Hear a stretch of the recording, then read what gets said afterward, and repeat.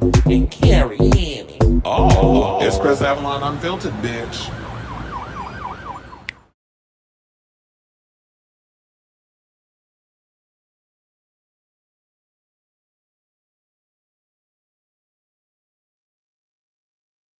Y'all, welcome. Happy Thursday. It's your boy Chris Avalon, and welcome to a brand new episode of Chris Avalon Unfiltered, a show we basically talk about all things going on in celebrity news, pop culture, and all that good stuff.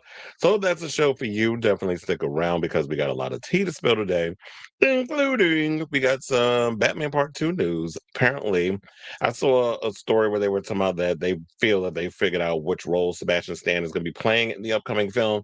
We'll get into that because I pretty much told y'all who he's playing. But we'll entertain the shenanigans. Plus, this Paramount Skydance thing. Apparently, Skydance has not gotten a hint. No apparently doesn't mean no to them. They're still not getting the memo. They still think this deal that they have is the best deal, whatever. We'll get into that story.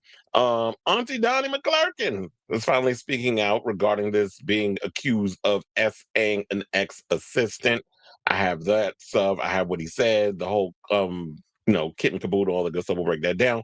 Plus, Kevin McCall is claiming Chris Brown is sitting on a secret, meaning that he's saying that Chris Brown is a homosexual and a whole bunch of other things. He got sex tapes and all kinds of other crap. We'll get into that too, including his ebonically, his poorly written note on it.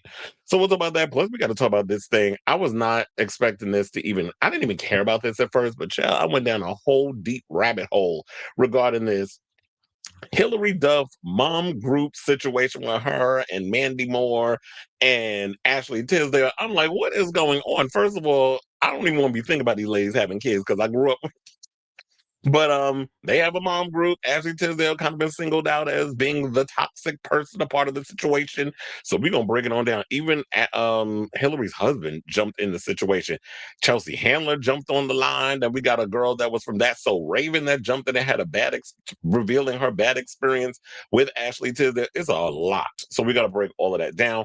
Plus, Jenny McCarthy went over there on Stephen Miller's wife podcast. That bitch is trash. Both of them. And she was talking about why she would never step foot over there at the View. Even Sherry Shepard ended up coming to Jenny McCarthy's defense in the whole situation. I got the clips, I got all that good stuff, so we'll get around to that. Courtesy of Entertainment Weekly, by the way.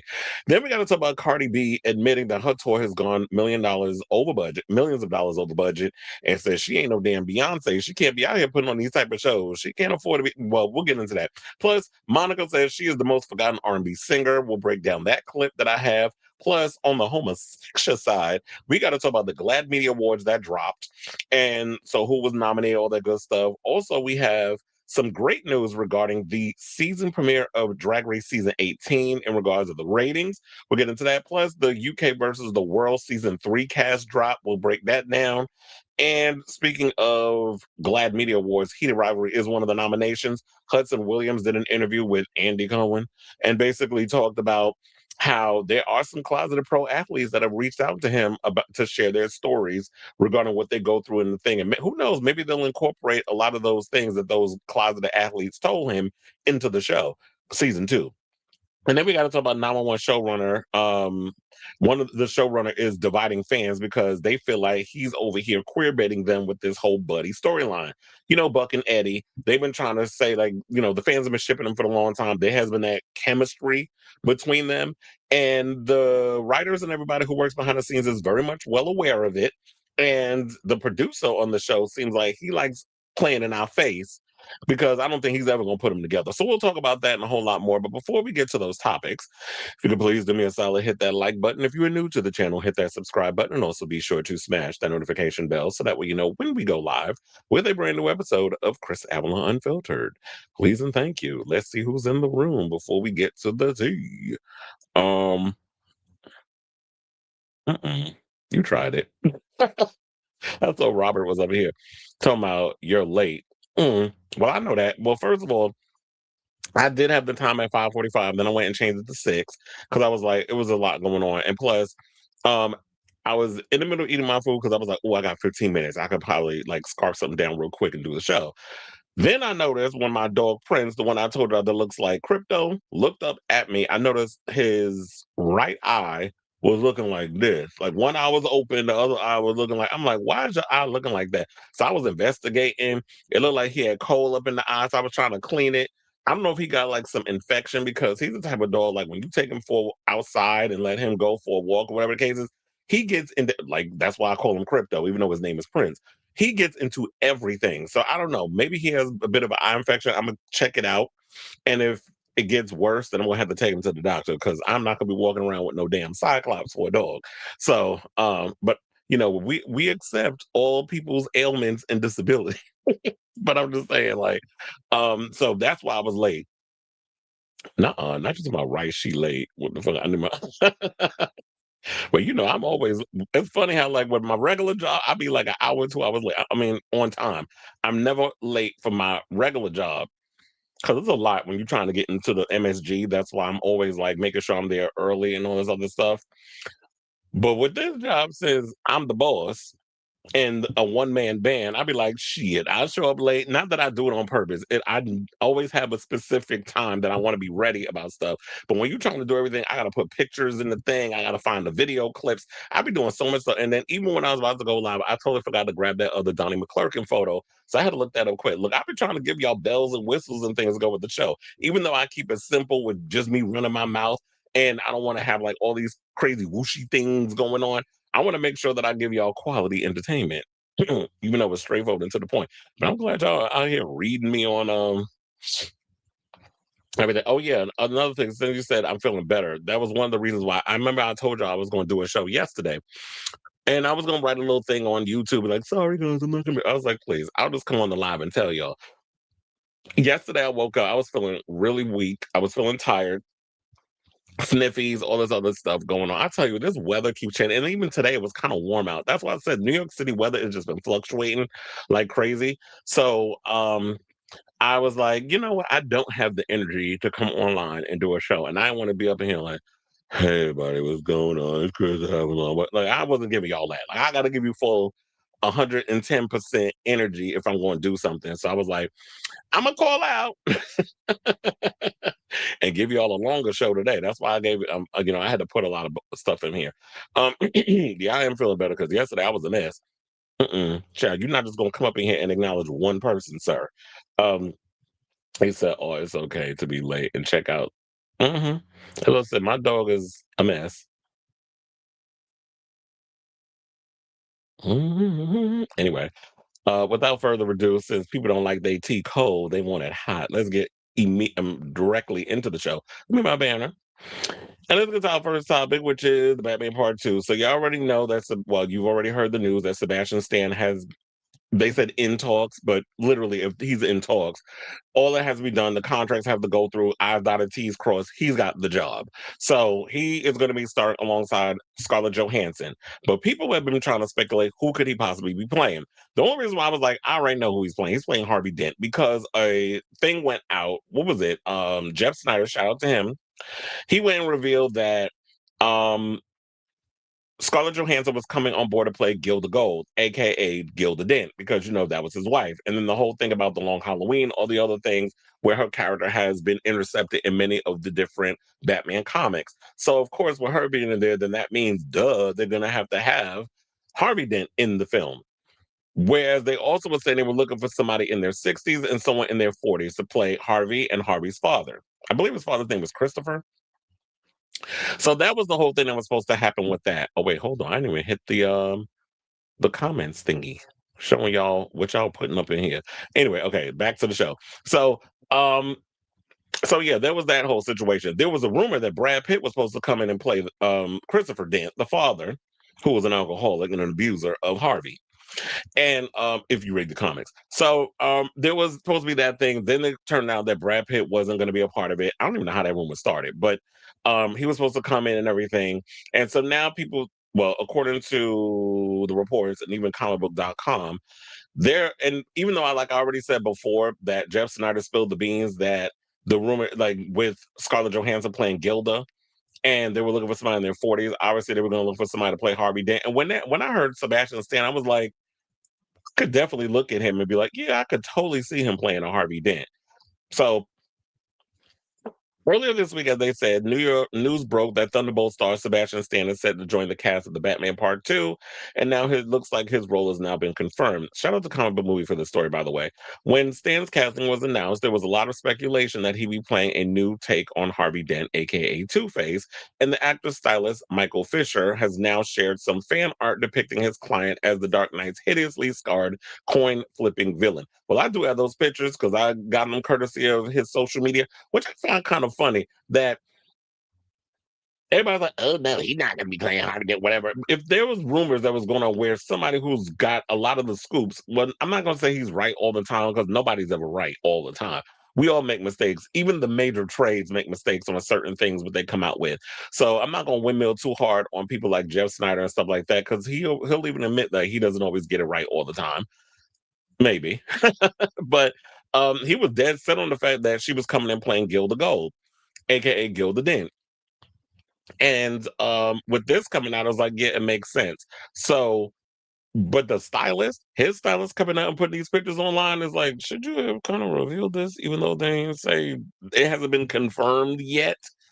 But let's entertain it. So they said Stan's fellow MCU alum Scarlett Johansson, as I said, is reportedly playing Gilda Dent, née Gold, who has her own villainous backstory in the comics. Gilda never actually takes the mantle of Two-Face herself, but there's a theory that Johansson's version of Gilda could take inspiration from Darcy Dent, an Elseworlds incarnation of the character. Reeves has previously dropped a few hints about the villainous Batman will be facing off in the movie, and saying, quote, because of what the first movie was and what the Batman Part 2 is, which is so much a detective story, the idea of trying to protect the secrets of the movie is super important because it's a mystery. That would be an extra level of heartbreak if that part of it started getting out. You want to keep the surprise so the fans can have the fun experience that I always love going to the movies, which was to go and be surprised. And one of the things and this is what he said in a recent interview. And to be honest, I agree with him on that because I hate going to the movies and already knowing everything about it. That's why I always go so hard on the fact that things that leak regarding Scream or whatever the case is, I always go opening night or yeah, opening night because I want to have that experience of going on the journey of sitting in the theater, paying attention to the story, trying to figure out things. And I was glad that nothing came out regarding the Batman, because I remember it came out around my roommate Devin's birthday. So I basically was like, let's go to the movies, whatever. And I treated him to go see the film and he loved it. But so when we went to go see the movie, I was like, I want to go on this journey of like trying to get into the detective side of Batman, which is the part of Batman I've always wanted to see on the big screen. I don't feel like we've ever gotten the detective side. So when we finally got that in the Matt Reeves world, and me trying to figure out the riddles and everything that was going on in there. And it was like, I liked going on that journey and trying to figure things out on my own. I don't like people trying to tell me things that's going on and spoon feeding me everything. One of the things I always hate about my roommate too, he wants to know the whole plot. He wants to know everything about the movie before he goes to see it. I'm like, what's the fun in that? Like, why do you want to know everything? Because some people just don't like the element of surprise or not being in the know about stuff. They want to know everything before they go in. I don't like stuff like that. I don't mind going on a journey, if especially if you're a great storyteller. So that's what I'm hoping with this. I hope nothing leaks out about this. I just want to know who everybody's playing, and that's that. As far as the story goes, I would like to go in and experience it the way it was intended. So hopefully it doesn't happen, but I know in the era of social media, it's really hard. So now, in addition to the Penguin star Colin Farrell and several others, presumably more than five people at this stage, Robert Pattinson has read the script, which was delivered to him in a highly secure envelope that required a separate code to open, and was said to be very happy with the story, which was seemingly take place the iconic DC Comics hero in a direction we have not seen before. Saying, quote, he's Batman, so if he doesn't like it, not good. So I was super excited, excuse me, because I thought that he would really like it because the things that it does for his character, for Batman and for Bruce Wayne, has never been done before in this way. And I had a feeling he would respond in this way. The fact that he did was incredibly encouraging. This is according to what Reeves said.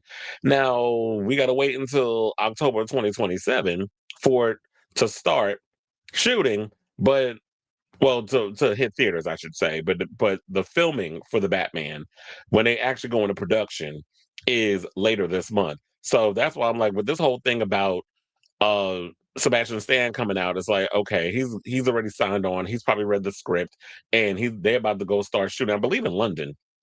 But anyway, so before we get to the other thing, I do want to pull up those pictures that we were talking about over there on.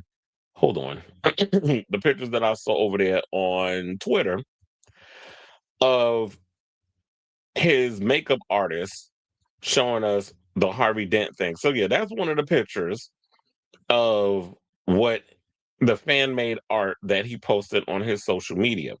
I was like, okay, that's cool. Me likey. This other one that I saw, I don't like this one this much. Then he posted this one. I was like, I don't like that one. That one looks weird.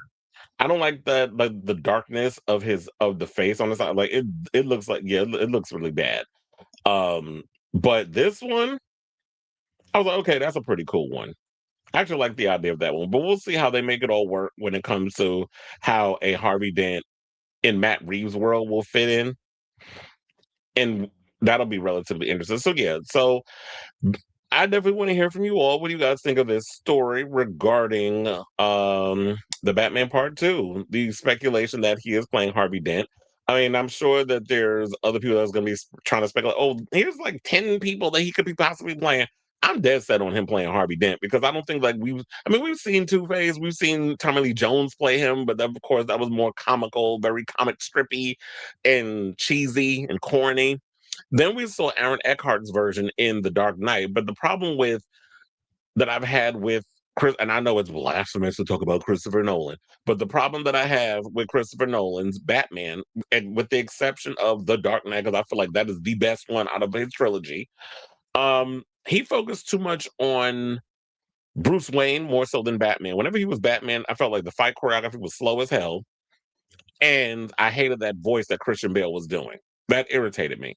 And then he would focus more on the Harvey Dent side, and you got like 10 minutes of Two Face, but you got 90 minutes of Harvey Dent. So he would focus more on the realistic character than the superhero side. And you're making a superhero movie. So, and I understand that's probably like why we like it, that it's so grounded, and that's why we prefer Matt Reeves. But I feel like Matt Reeves has been able to take that world that Christopher Nolan created, where it was grounded in realism, and take it to a different level and make it feel like, oh, this could be a real world where real superheroes could exist without it having to fall more into what the DCU was about to be, which they have like Superman and people and Green Lantern and people with actual superpowers. So that's what I was thinking in regards to that. So yeah, I definitely want to hear from y'all. Let me know what your overall thoughts on this story in the comments down below.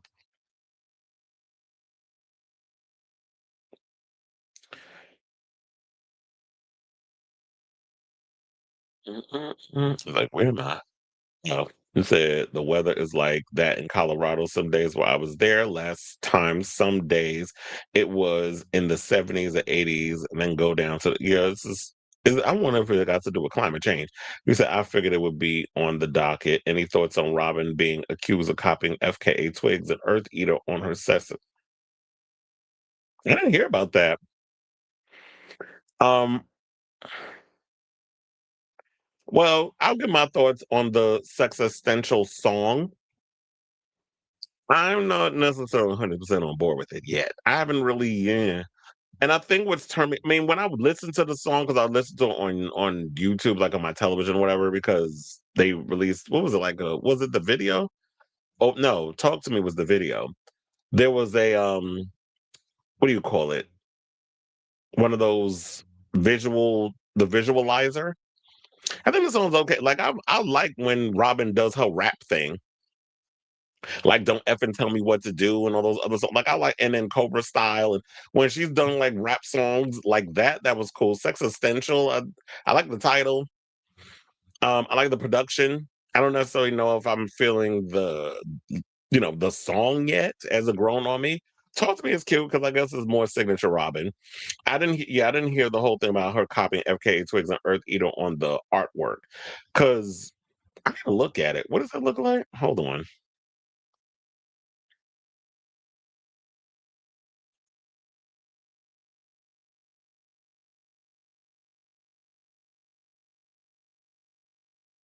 So a picture of her showing her like covering her titties, that was given.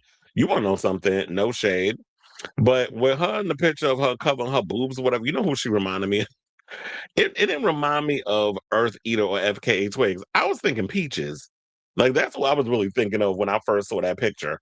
I wasn't even thinking about any of her in that way. But I'm looking for wait, hold on. I'm like, was there even a story written around that?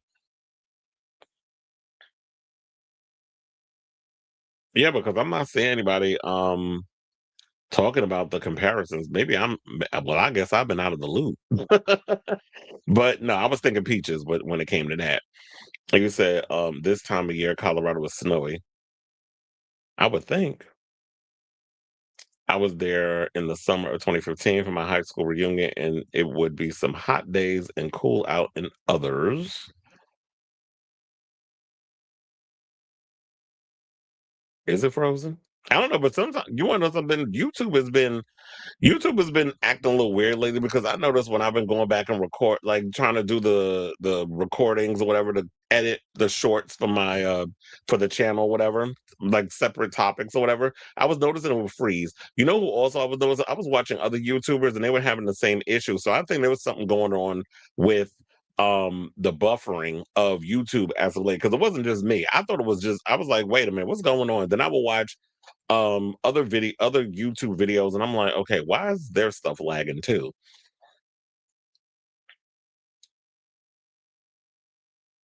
So I don't know what's going on.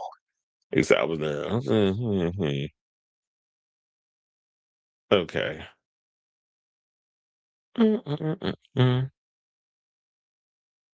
This looks like bad AI. Well, the first one wasn't bad. The second one did look like bad artificial. I'm like AI. Okay, so the screenshots isn't slow, but your main camera freezes from time to time.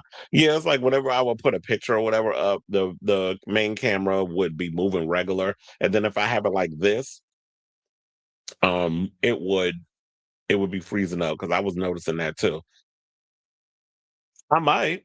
You said sound like James is taking people from Marvel shows actors want completed script. Well, I don't think James Gunn is intentionally taking people from Marvel. Here's the thing. It seems like every actor under the sun has been in a superhero movie at this point. So it's kind of hard to cast people and just be like, oh well, could you find an actor that's never done a superhero movie and put him in it? It's like it's kind of hard. So it just so happens like when you look at somebody like Scarlett Johansson or Sebastian Stan, then it's they're good. They fit with the part that they're looking for. And I think look. I would not only want to be beholden to one studio. Those days are over. Well, at least I hope they are. Because I love Sex Essential and Talk to Me more than Dopamine. Yeah, Dopamine is like a first song. Like what do you call it? Kind of like what I said about Gaga and Disease. Disease is a song that pretty much sets the mood for the album. It's not necessarily oh my god, this breakout single because I liked the song when I first heard it. It's the song that set the mood to let you know where we're the journey I'm about to take you on with this record. Same thing with dopamine. Dopamine, I feel like it just sets the mood for the record of letting us know what it is. I mean, I know she did only 9 tracks for the record, and I know some people Felix is upset about it. Hope it's longer than the last album, honey. Well, or as I like to say, Henny. But look, I'd rather quality than quantity. I mean, I wouldn't mind a 15-track album or maybe like another EP, couple like how what's her name? Agnes did. I told you Agnes put out a 4-track EP at the top of January and has an album coming out at the end of January. So if she would do something like that, I'm here for it. I like the ad. I felt like she should have dropped the ad around the same time as the song, but I waited. I literally didn't see the ad until today. I was like, "Who cheeks is this in this video? You see this old man butt up in the video in the ad? Madonna looks good, a little filtered to the T, filtered for the gods, but she looks good in the video." I was like, I hope to be that fabulous looking when I get older. Money well spent. The body was right. The hair was blonde and flowing in the wind. The song, I was like, I get it. It's for the ad, So I'm not I'm not gonna windmill on it too bad. I heard somebody say it was horrible. But I'm like, it's a cover of someone else's song. I understand what it's for. It's for the ad, so it fits for what she's doing with the ad. It's not a song that I'm gonna put on and be like, oh yeah, it's a bop. Like I'm gonna be listening to it like crazy. Like, no. I will start going in and judging Madonna's era once she releases the first single, which word on the curb is gonna be around the Super Bowl. So that's like at the top of February. It's a vibe. It's a good song. And she performed Sex Essential last night on, what was it? One of them talk shows. Was it Colbert? Or the other one? I forgot. It was on one of them damn shows. Have you watched the new episode of The Traitors? Didn't it come out today or yesterday? I haven't seen it. I do want to see. I'm thinking I do want to watch that the after show too with Boston Rob and Bob the drag queen. That might be an interesting podcast to listen to. You know, I can't stand Michael Rappaport, but I'm gonna sit through it because Monet is on there and um Johnny Weir. You know, they got all the gays up on that show, so I might watch for that reason. I miss non-track albums. I can only think of Sophie as a modern artist. And you know what? It's like 9 tracks, 10 tracks. It's not bad. Because if she decides to tour, which I hope she does, because girl, you need to make some money. Um, especially if you're an independent artist. She should do a tour, and she's got a lot of songs. She can perform this new album. She's got songs from the Body Talk era. She's got like Honey, so many records. Some people say Madonna looks like she did in the back. Yeah, that was definitely giving bad girl vibes, especially the way the hair was looking. You said there are lingerings and rumors that Robin is re-recording "Blow My Mind." Wait, why is she re-recording it? What happened? Don't she own the masters? So you ain't got to be out here doing Taylor Swift. You don't need to be re-recording your records. Okay, it was Colbert, so I was correct because Robin's been spending a lot of time in New York, particularly Brooklyn. So shout out to her.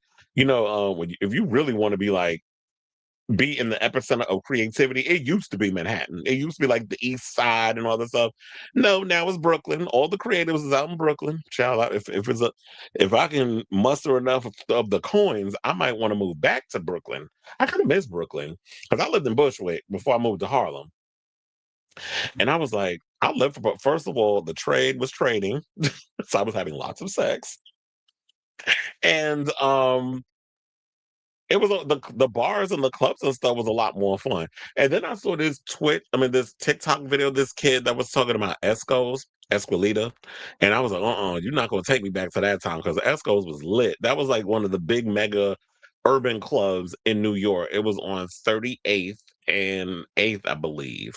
It was like right up the block from White Castle, because right after we would have them drinks and get lit, we would go directly to the White Castle, eat the murder burgers. Oh, is it? Wait, you said she was re-recording. What would happen with it? Is it if she wasn't happy with the production? Oh no, because I don't. I look.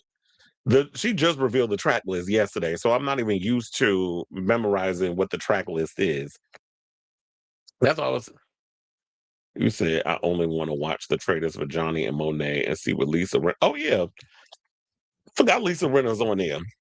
But Michael Rappaport, I could care less about him. But they'll probably keep his stank ass around because he's such a dick that he make good TV. So they'll probably just keep him around for that.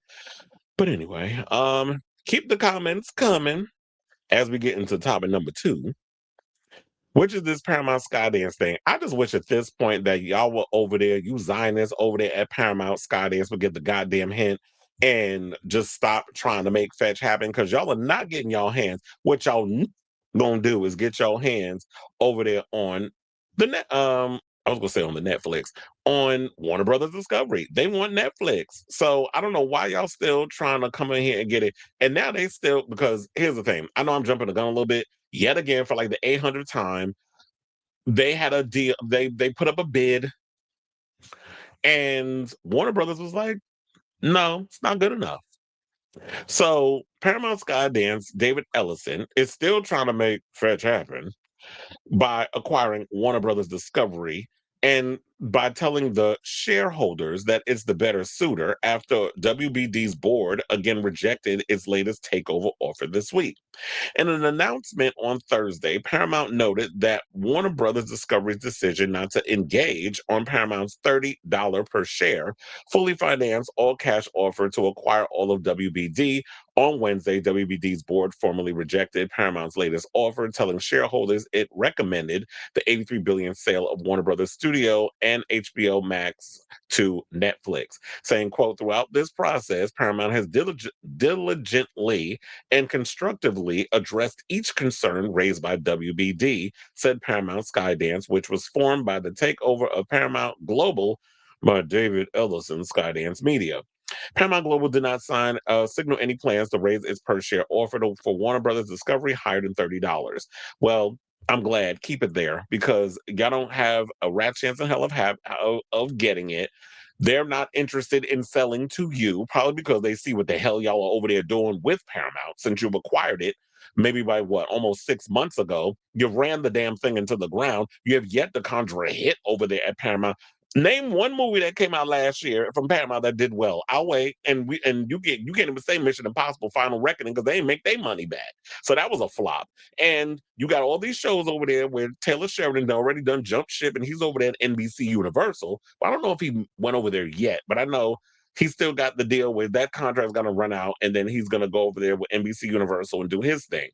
So y'all don't really have nobody over there, but I did remember hearing y'all acquire the Duffer Brothers. First of all, y'all can have them because that last season was trash of Stranger Things. So you can have the Duffer Brothers because they gave us some half-ass mess, and then y'all thought that, oh yeah, we was gonna eat it up. But now that the dust is settled, everybody realized, oh no, that last season was trash. And even y'all, and this how I know that y'all know that that shit was trash because y'all have not accepted the fact that that episode that y'all saw, that finale was the finale. A lot of people are running around here thinking, oh no, this is a secret episode. No, the secret episode is the damn documentary where they did the behind the scenes of the whole season. That's the extra episode. Y'all not getting another finale. Why would we spend all this money? First of all, I don't understand why Netflix will spend $400 million to have them do an 8 episode finale, and that's what they cooked y'all up for. It's kind of giving that guy that just got sentenced to prison, and I didn't bring this story up, where they gave him money to make this movie. He basically just took the money and ran. Yeah, that's what happened with Netflix. This man took the money they gave him to make a movie. He went and started buying all kinds of stuff with it. Then they came and got his ass, and then he wound up going to jail. So that's what y'all just be throwing money away and no script, no nothing. And I don't even think the Duffer Brothers even knew how to wrap this up because there was so many issues with continuity and also I know I'm going on a tangent because I was saying that they got the Duffer Brothers over there at Paramount Skydance.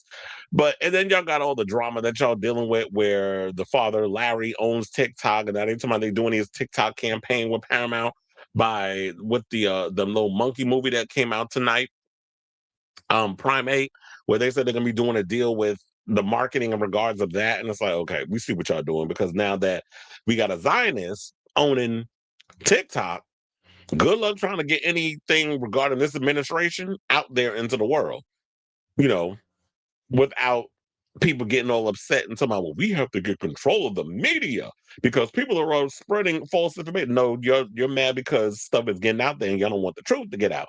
So to get back to this story, they said that according to Paramount in its December 22nd amended proposal and subsequent filings, the company cured every issue raised by WBD on December 17th, most notably by providing an irrevocable personal guarantee by Larry Ellison for the equity portion of the financing.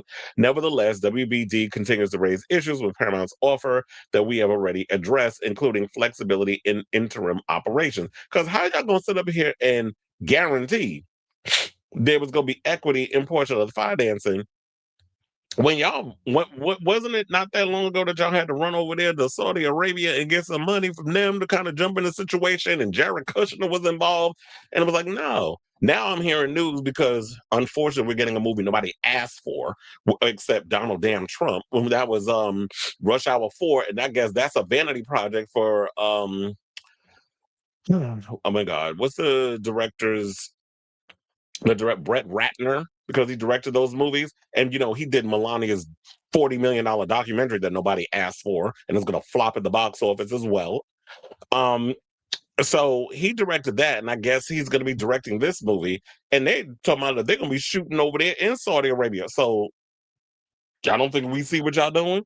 And don't even get me started on CBS News and the propaganda y'all spewing over there. And that new reporter they got over there that apparently can't read a goddamn teleprompter because, we're going to this. Oh, wait, no, we're going to this. And then it's like, what? What kind of professionalism y'all got going over there? Walter Cronkite is rolling in his grave as we speak over which the shenanigans and the mess that y'all creating over there at CBS News.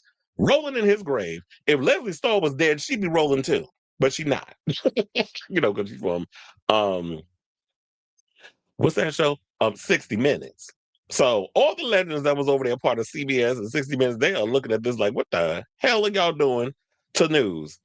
News is dead. Real news is dead. The only way y'all get that now is on social media. Those are the people that have like the responsibility to give y'all the real information.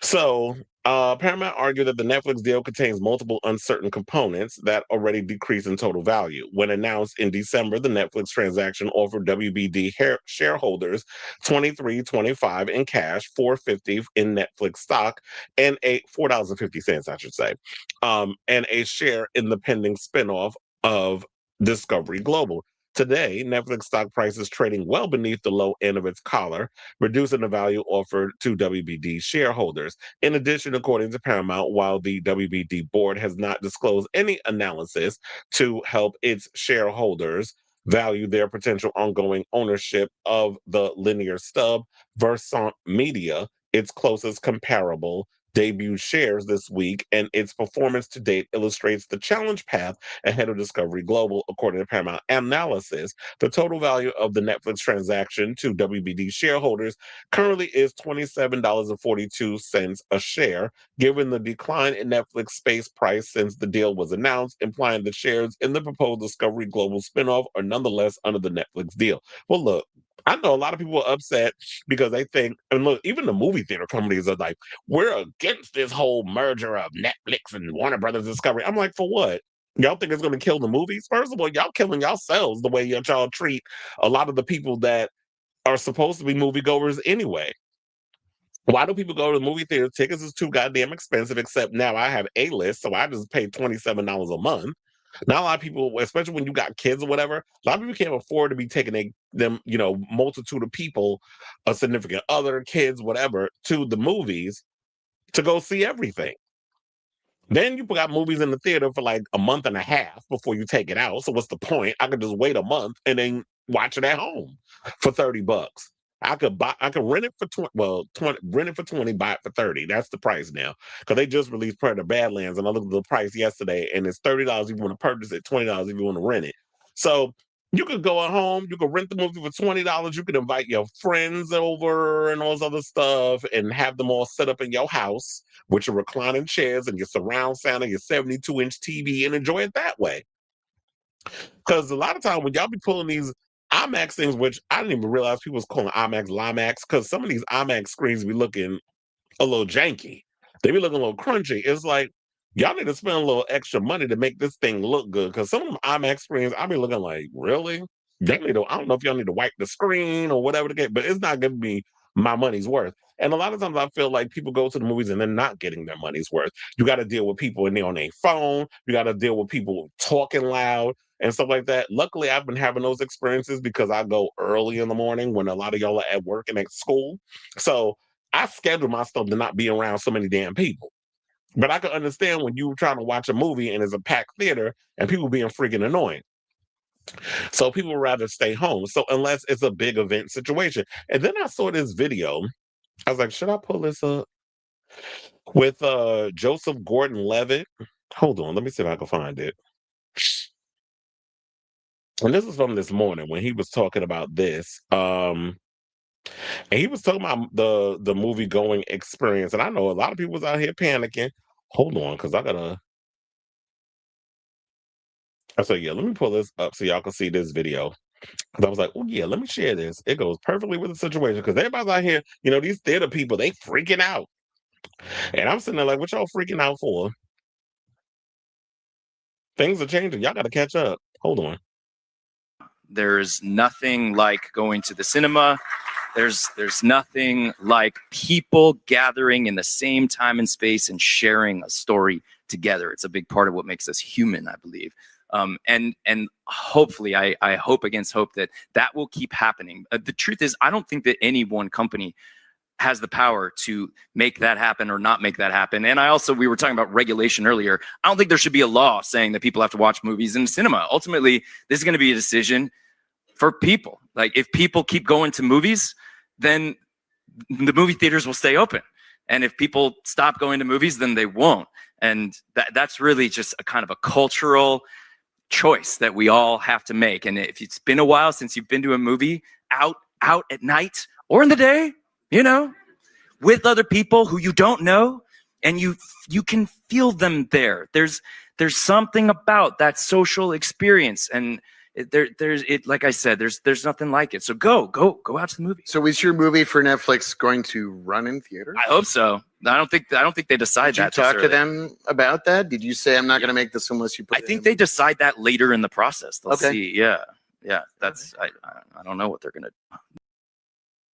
And I think with him saying that is like, you know what, as an actor, he's just there to do what the job requires. And everybody, it's like these days we have way more options. When we were growing up, and Joseph Gordon-Levitt, we're all from the same age range. So when we were all growing up, it was like we didn't have many options of how to see movies. It was either you went to the movies or you waited 6 months to a year to catch it on VHS. Things have evolved in so many ways over the years in different manifestations. When we had VHS, then we went to DVD, then we went to digital. And I don't know what the next thing is going to be after this. I mean, somebody's got to come up with it. Hopefully it won't be no damn Elon Musk. Well, we know he steals people's ideas. He don't never come up with shit. But y'all call him a damn genius. So there's so many ways that we enjoy and take movies and go see movies and all this other stuff. And I just think that people keep, well, yeah, I need to go to the movies. They're going to kill the movie going experience. I'm like, have y'all been to the movies lately? There have been many a times I go to the movies. It's like 3 or 4 people in there, and it's a big damn theater. So y'all talking about the movie experience is dying. That ain't got nothing to do with, we're not going to blame it on Netflix. You can't blame it on the fact that digital is the future. It's changing because people are, especially post-COVID, people are sick and tired of just like, I just think when we all were staying home, we were getting so many things, people found the value in not overworking and killing themselves for, to sit and go to the movies and stuff. People are like, you know what? I could just wait for it to come out at home and enjoy it that way. So Hollywood got to stop being greedy and thinking that they're going to just get all the money they was getting back in the day, figure out how to budget their films, figure out how to work within the current environment that we're in, because the way that things were back in the day no longer exists.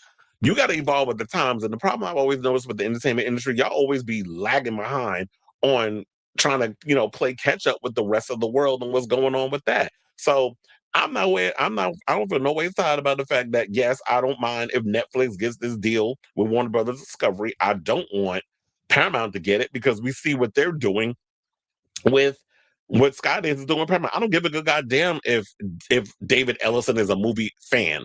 Okay, there's a lot of people out here that are movie fans, but you don't see movie fans going around and trying to indoctrinate their political ideologies into a lot of the movies that they're making. If you want to do something specifically for that with a studio, then you go ahead and do that. But you're not going to try to monopolize all the studios so that way we all be of sound mind and thinking like how a lot of these crazy ass psychotic oligarchs or MAGA type people think. Not all of us want to be indoctrinated by that in our films. We want to see diverse ideas. We want to see different stories. We want, the Ellison's going by Warner Brothers Discovery. We won't get another movie like Companion or Final Destination Bloodlines, which took a different take on the Final Destination franchise, or Sinners, or things of that nature. And don't even get me started on this racist, low-key racist shit that's going on between Marty Supreme and Sinners, and the fact of how y'all propping up Timothy Bony-ass Chalamet over Michael B. Jordan. Because y'all getting me pissed off with that I've been noticing a lot of this stuff going on with the industry, how y'all playing in our face with that. Because ain't no way in hell Marty Supreme is a better movie than Sinners, but that's a whole nother conversation for a whole nother day. So I say all this to say, what do you guys think of this story regarding this cyclical situation regarding Warner Brothers Discovery and Paramount not getting the hint that at this point Warner Brothers is not trying to sell to y'all. I don't care which way you try to sell. I mean, that's what I'm getting from this. Like they're not interested. They don't want you to acquire it because they probably see what y'all over there doing with Paramount and all the propaganda and the cuck and the moron in the White House because he got bigger fish to fry. He got to figure out how he's gonna get around this whole ICE assassinating an innocent woman in cold blood and making excuses for it. So let me know what you guys think of this story in the comments down below. Okay, I was like, let me make sure I got all that closed before we move on to the next thing. Let's see what the people saying in the comments.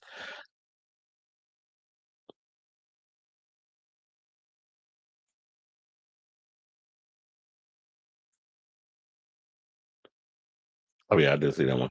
Oh, you said not the trade was trading. No, they was a trade. You said, Lord have mercy, I would catch a private jet. But so, wait, they don't have White Castles where y'all at? I know there's not many of them left. You said Robin has a tradition of re-recording her songs a lot and including them in official albums. Hang With Me, Indestructible, and Should Have Known from Body Talk and Possibly Blow My Mind from. So that's always crazy that she always re-recording her stuff. And you said, and you also have David Harbour leaving projects. He says he's tired, but maybe he is tired. But I'm not big. I'm not big on David Harbour.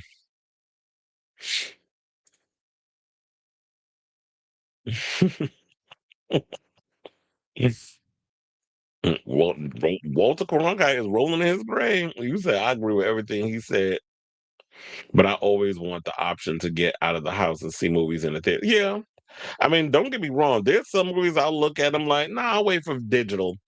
Like, I do want to see that zombie movie with Daisy Ridley, but then I heard it's boring. So I was like, I'll wait for DVD. I'll wait for it to come out on streaming and I'll catch it that way.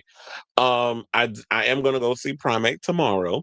So I'll let y'all know how that is because I've been hearing rave reviews about it. Um yeah, I haven't really heard any mixed reviews, but I was like, yeah, I'll go and see that. That'll be my first movie of the year. The last movie I saw in December was Silent Night, Deadly Night remake, which I'm waiting for that to come out on streaming or digital. But yeah, the original, I mean, but so probably be the first movie of January that I'm seeing. Then I know they got the new damn, what the hell is that movie? 28 Years Later. That's supposed to be coming out next week.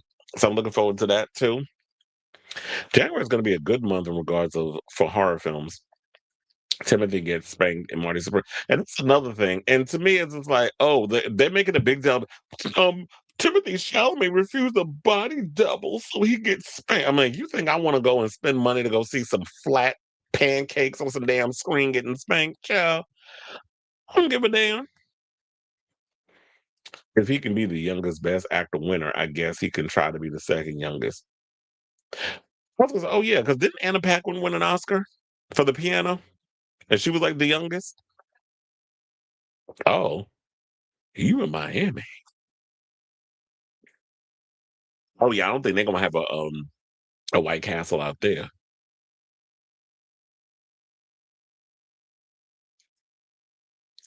I had I did a Hard Rock. I don't even know if I told her that. I worked at Hard Rock Cafe in New York City in Times Square. I worked there a day and quit. I was like, retail is not for me. Yes, there is a saying, they've been making a big deal out of it, is that he gets spanked and then he refused the body double. And so I was like, okay, what do you want, a fucking cookie?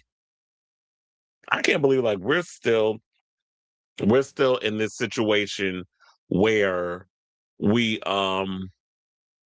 where nudity and sex and stuff is still like, oh my god, let's get all so about it. It's like, what are we, two?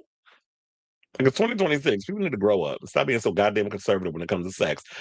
You said it's gonna be exclusive to Screen Buy, so just buy it. Well, I am gonna buy it because the one thing that annoys me about Screen Buy, I was trying to find a way to unsubscribe to it but they don't give you no thing on the website where you can unsubscribe from the channel. Because I'm like, I don't want to be paying for this. First of all the movies on there are terrible. So why am I spending money on this? And it was a yearly subscription. So one of the things I did do is that when my last card from my bank, which I'll be reading me because I'm part of Wells Fargo, and y'all already know the tea with that and Wendy Williams. But I was like, I ain't go through what she went through, so I'm good. So over there. So with my bank card getting somebody going in and getting in having access and taking money out, and I'm noticing I'm having to get on the phone and have them send me the money back and all that mess, and I had to wait to get the card to come in the mail and stuff. I was like, when it comes out, I'm not changing the coin situation on there. I'm gonna just let it lax, it be done, and I'm not gonna resubscribe because I will go on that channel. I'm like, these movies are like, how do you have a whole streaming service and nothing on there is good? They got some of the worst movies up on it. I was like, no, I will watch Tubi before I watch some damn Screenbox. Hollywood is forced to deal with Kyle. Mm.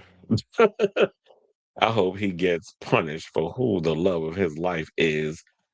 And it's not nut charity. Look, if you want to be out here dating the younger version of Amanda Lepore, be my guest. Child, now speaking of that, okay, now let's get into the mess. Let's talk about Auntie Donnie McClurkin, as we called them yesterday. Well, the day before, because I didn't do a show yesterday.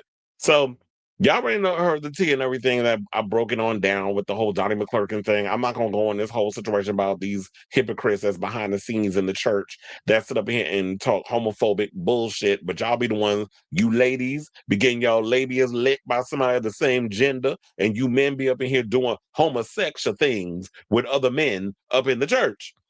You got to be a part of the elite. You got to be a part of the club in order to be able to get up in that stuff. So, and Donnie McClurkin out here trying to fool everybody, talking about he heterosexual.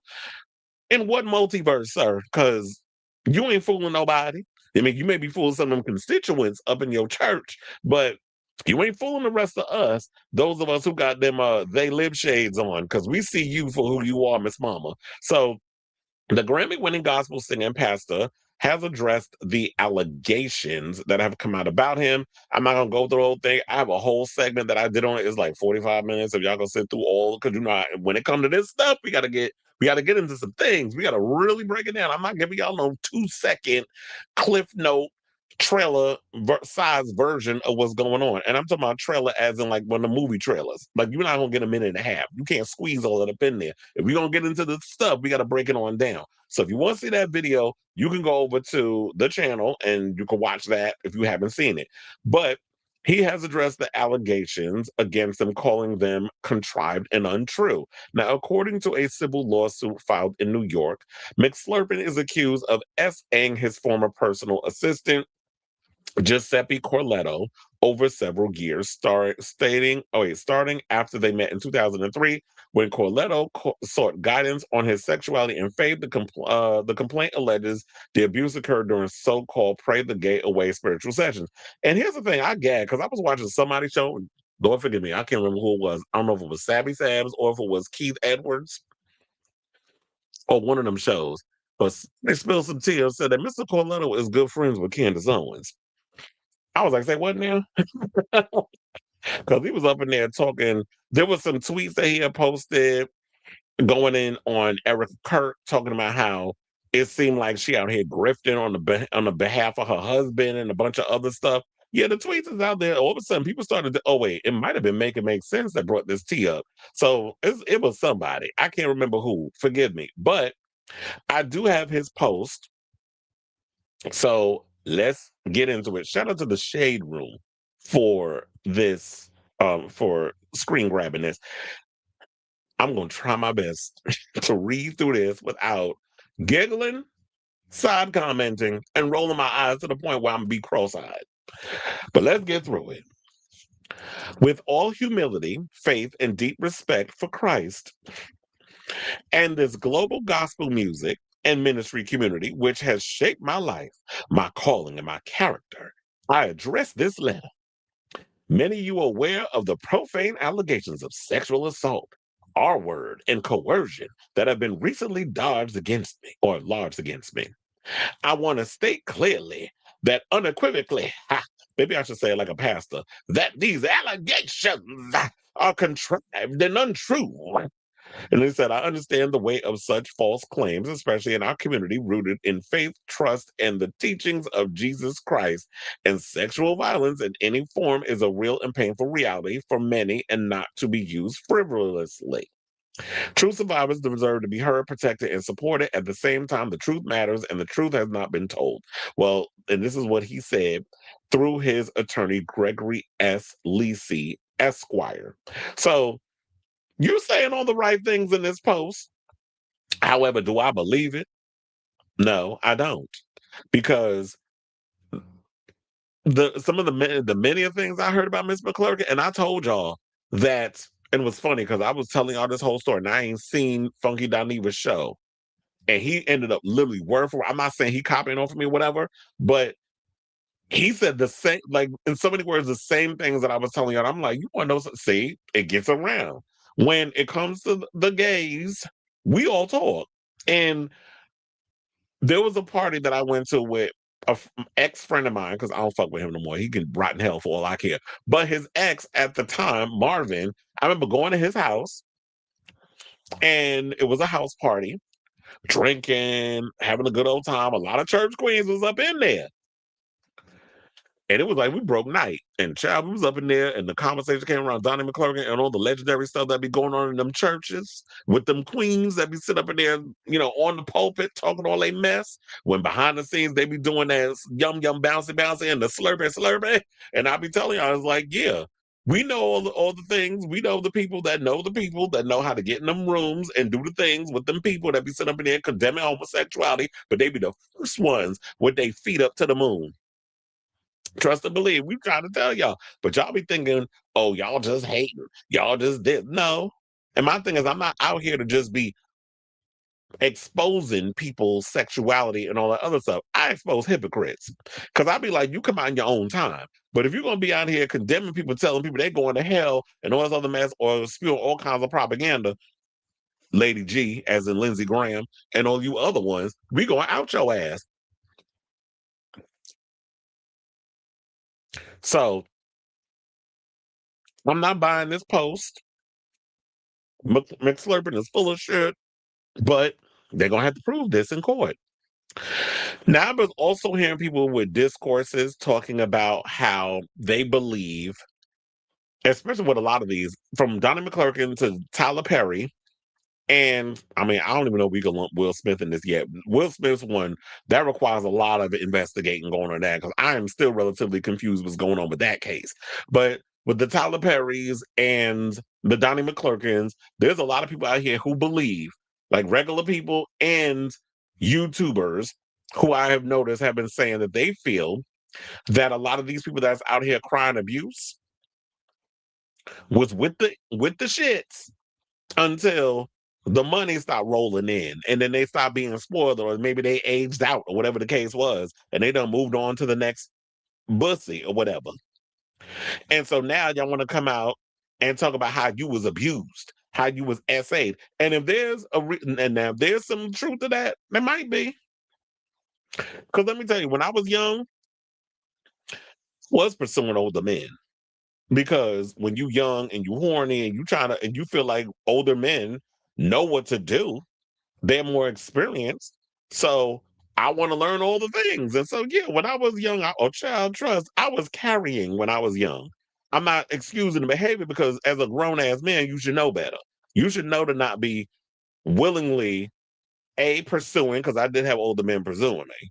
And then B, even if I was pursuing people, they should know better. Be like, nah, I can't be out here trying to fuck on no kid or whatever. But they know, like, when you young and you fertile and you got a lot of energy, them grown ass is gonna, get up in that. And so maybe there is some truth to that with, Derek Dixon and Mario, that they were, wanting to be taken care of like a woman. And once the Tyler Perry decided, I don't want to be out here supporting you hoes no more, even though he did in the beginning when he was trying to get in them cookies. He was like, oh, I'll take care of you forever and ever. And then when forever and ever ended, because forever and ever mean ever, forever, ever, ever, as my boy from Outkast would say, then there's all of a sudden you want out here crying grape. I don't know if that happened. That's something you gotta have to prove that on both sides, but somebody T gonna come out. And Donnie McClurkin, look, if you was willing to just be out here and live your life and stop trying to be fake and perpetuate an image of yourself that is not who you are, then we wouldn't be in this situation, because you can't pray the gay away. You can't sit up here and tell me you're not a homosexual, because trust and believe that is not a disease that you can cure. It is a part of who you are. It's in your DNA. It's in your blood. It's embedded in who you are. You're gonna find a way to suck a dick.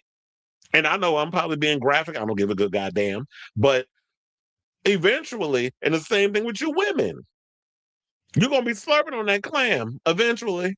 That seafood you claiming you allergic to, or you're gonna be up and eating them old crab legs and slurping on that clam. Same thing with you men. You're gonna find a way to buy them knee pads and get up in there and start sucking on that Nathan's hot dog. So deny all you want. Perpetuate and feed these people this lie all you want. You can lie to the world. You can't lie to yourself. So we're going to have to just see how this play out. It was cute or whatever that you was able to put this out here, but ain't nobody buying it. Now, hold on, because I want to see what the people are saying in the comments on the Jasmine brand. Because this way I got like their screenshot and everything from. So one person said, fix it, Jesus. Another one said, God loves you whether you in the closet or not. What he doesn't love is how you are acting because you can't decide to stay in or come out. Well, if it was up to him, he never would come out of the closet. But if you out here doing fuck shit, you can't be surprised that eventually you're going to be trying to fulfill that need that you're trying to bury so deep within yourself.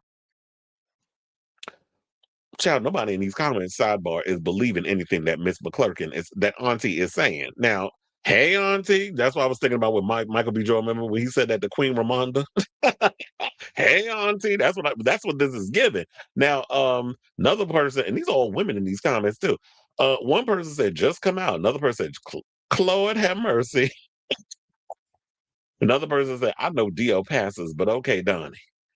Another person, I'm not understanding why so many harsh comments. Somebody make an allegation and everybody hop on. Okay, girl. Now, there's always got to be one dumb bitch in the comments and talk about somebody make an allegation. Everybody hop on the bandwagon.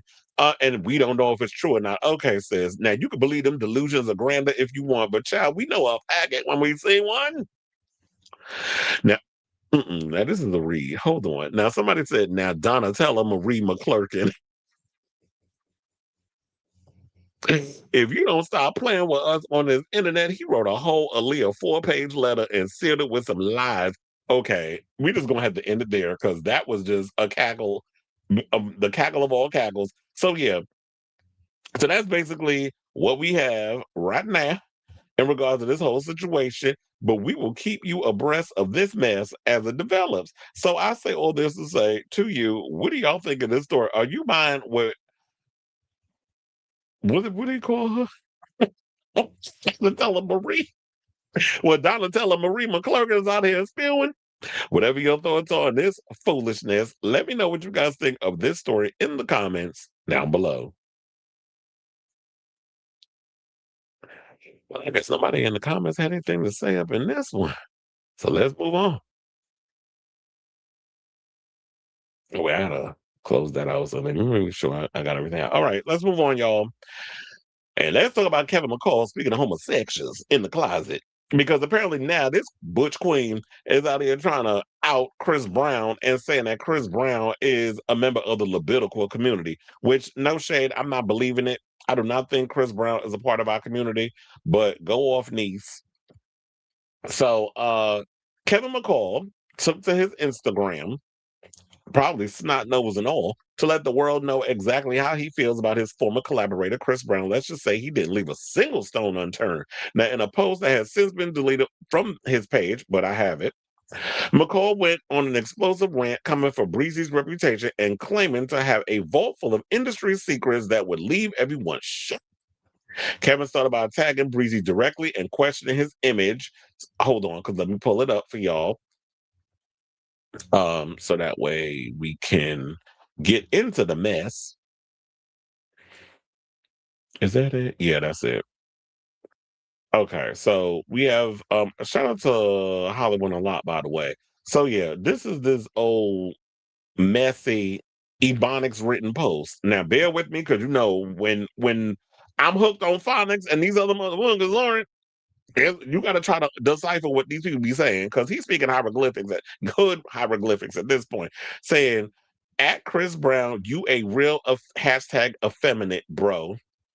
I'm tired of the passive gay vibes. I'm gonna start airing Nooka's home erotic.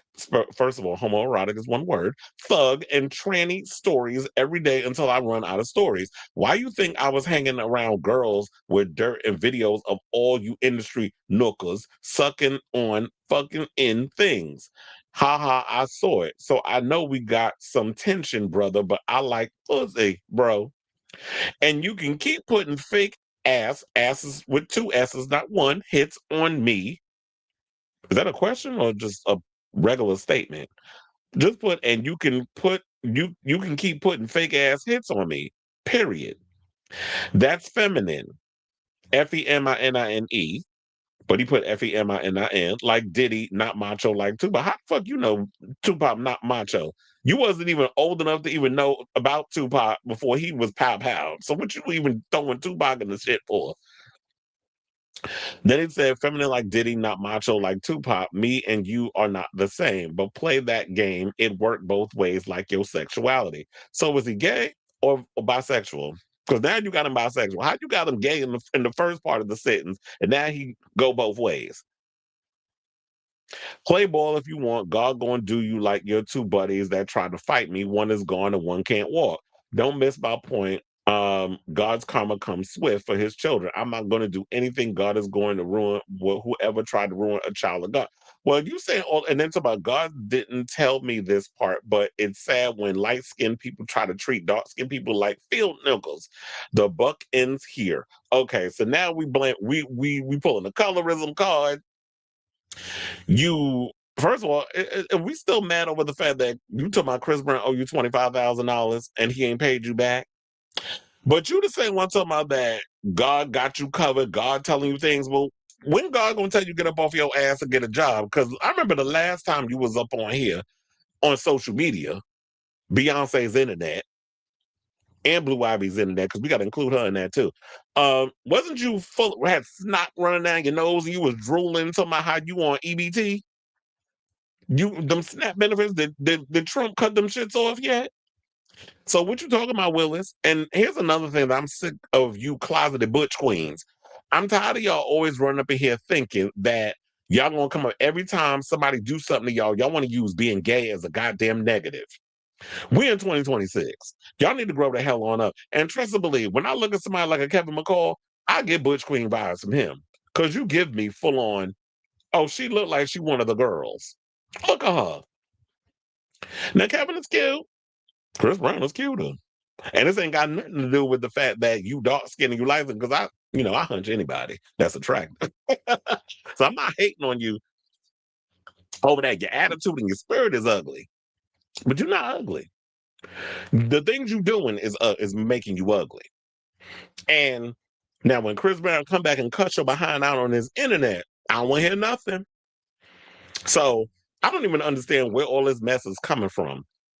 That all of a sudden you deciding to come out here and throw shade at Chris Brown and call him all these little gay things. And my thing is this too.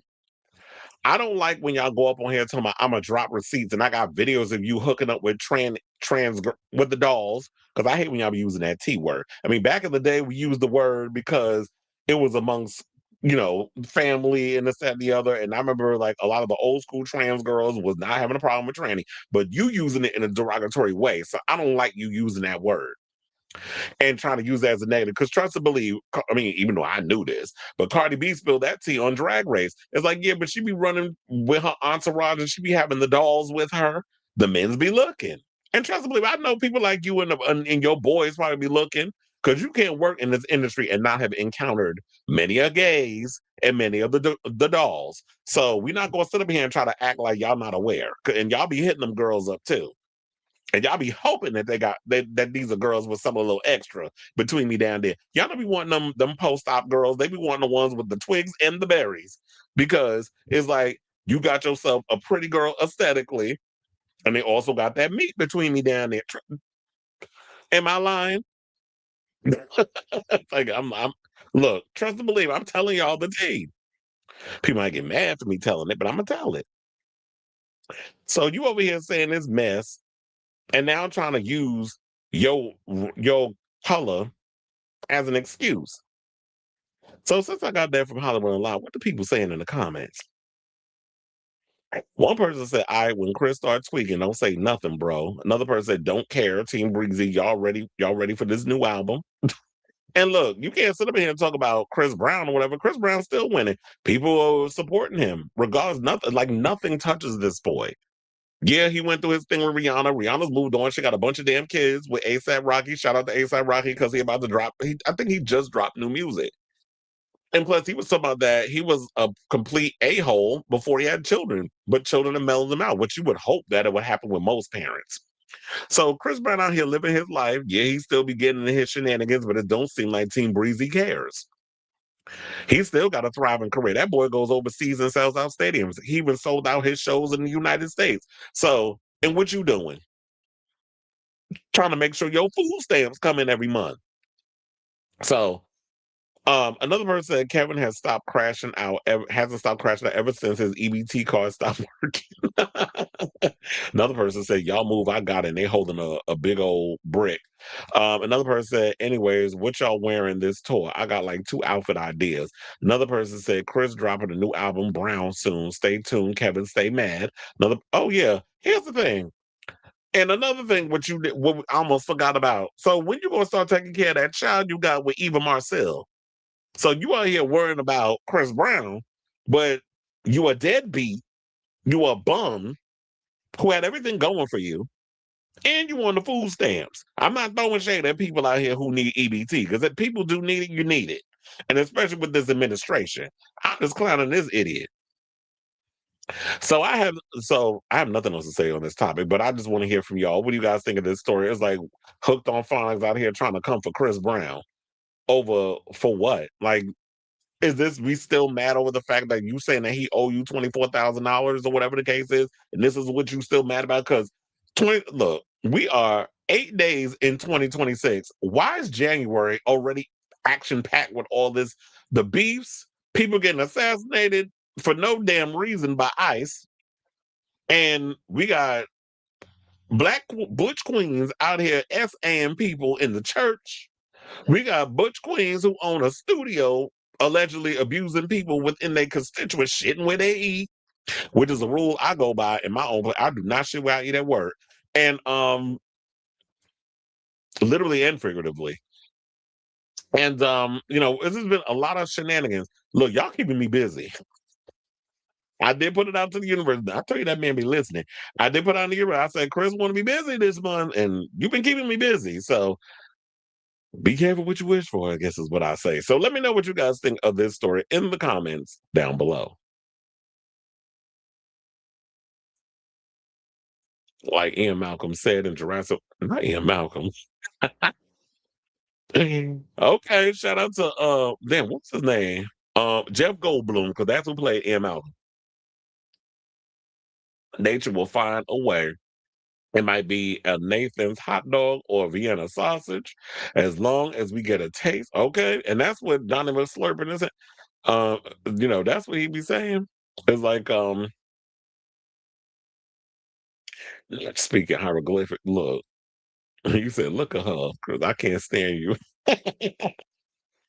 I'm about to start time stamping your reads. Okay, well, somebody need to, because it's time stamp them reads, and then I need to put it up. Look, I need to start cutting up them clips just for that.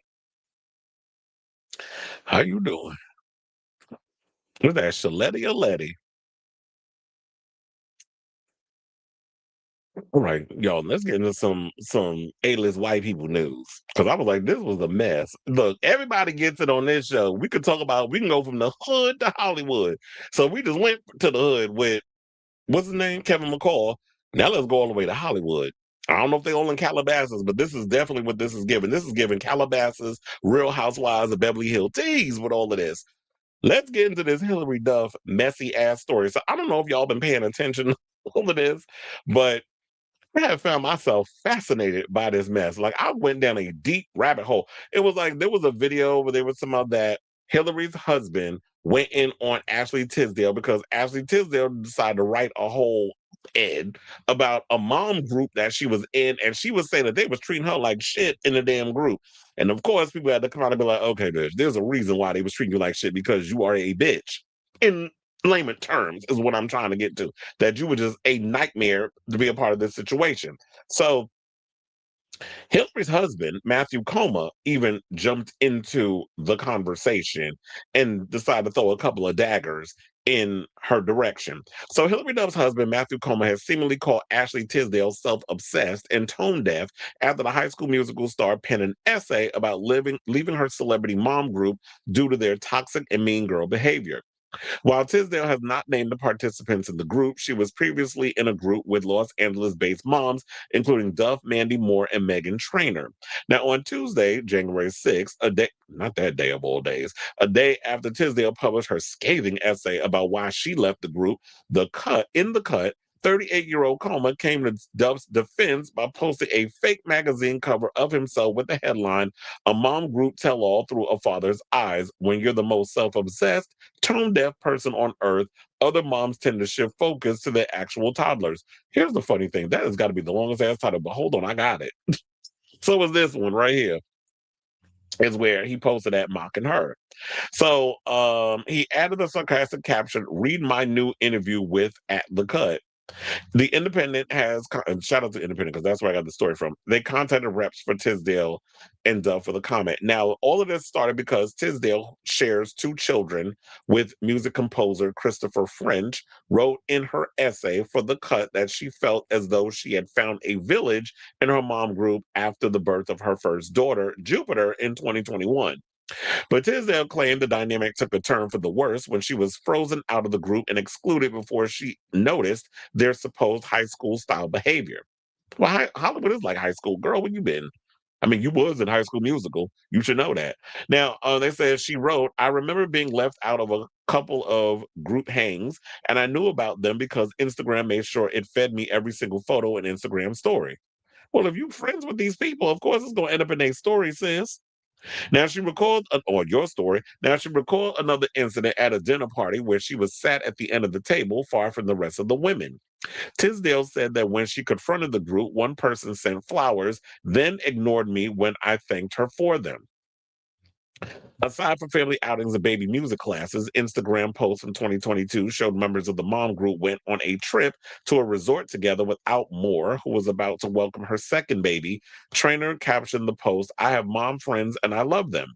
A rep, I guess Tisdale wasn't there. A rep for Tisdale told TMZ Monday that her essay was not about her friendship with Moore, Duff, and Trainer, stating that Tisdale's essay aimed to highlight issues mothers face based on her personal experience from a different group of friends. But if that was the group you were in, obviously you had issues with them. And here's the thing, I don't understand why you didn't bring these ladies to the side and have this conversation with them instead of jumping on social media. Well, not even social media. You did a whole op ed for a magazine.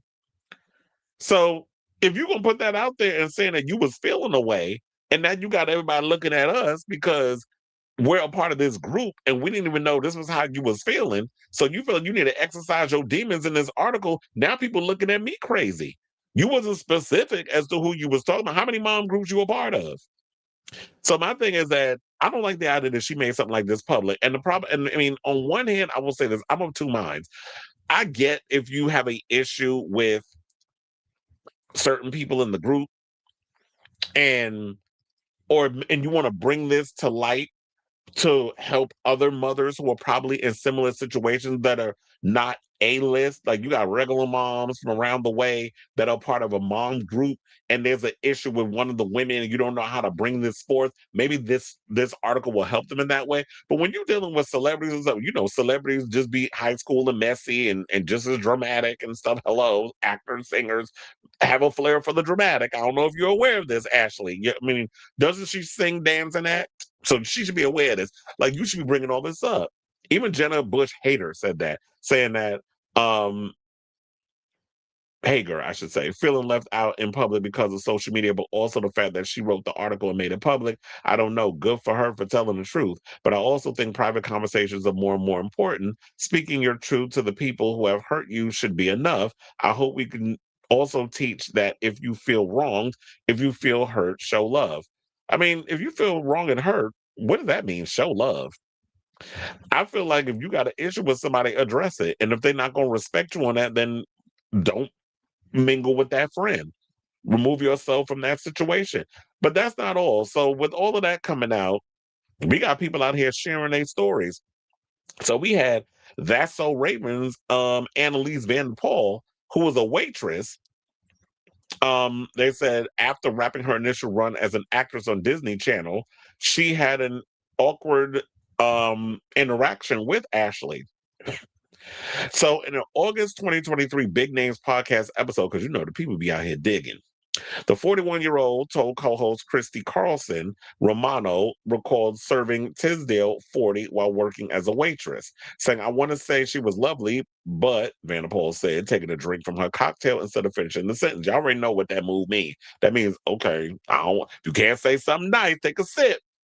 So the Ravens home alum who once worked at New York City's Salvation Taco and Tavern on the Green for about a year, explained that Tisdale did not react by saying, "Oh my God, hi." The High School Musical star was instead so visibly uncomfortable that Vanderpool was tempting to tell her, "I'm fine, girl." Oh, because he's saying because at this situation, I'm an actress. Why are we going back to waiting tables? So now I ran into you and you serving me, and now I'm feeling awkward because now it's like, "Hey girl, how you doing? What you doing in here?"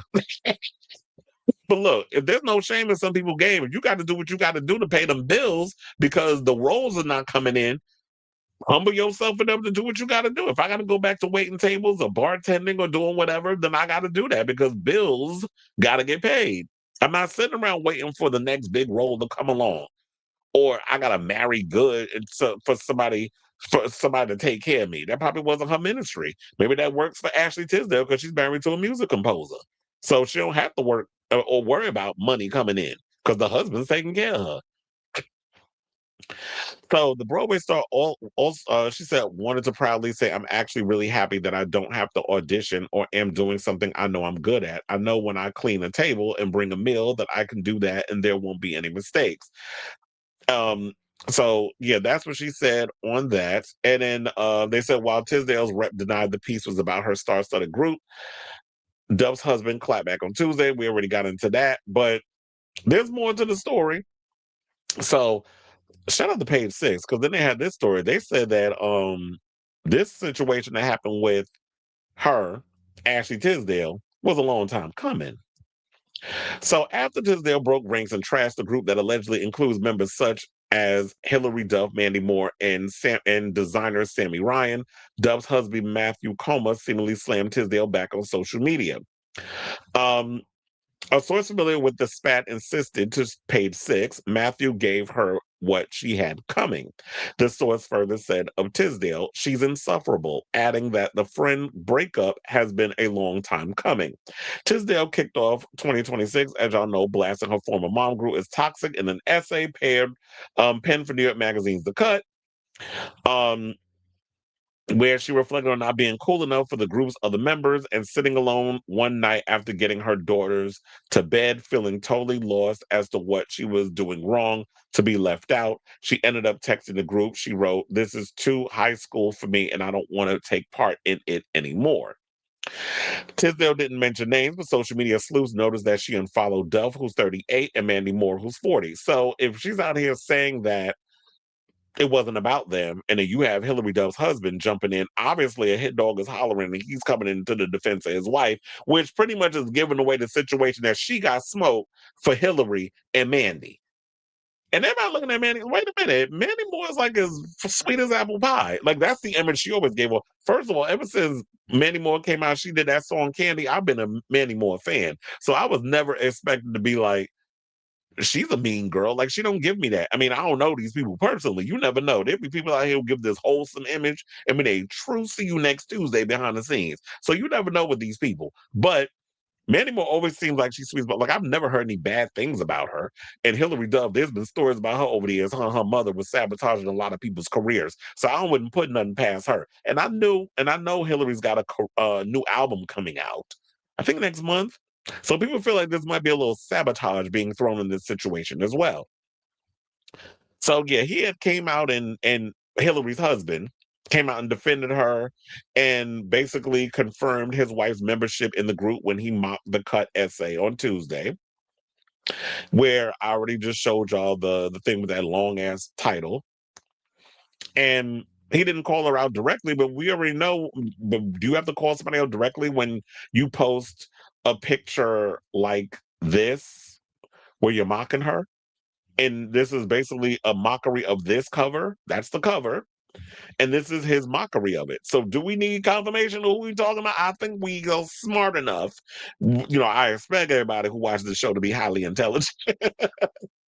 So if we're watching this, I'm sure we all could put our thinking caps on and put two together and figure it out. Like, come on now.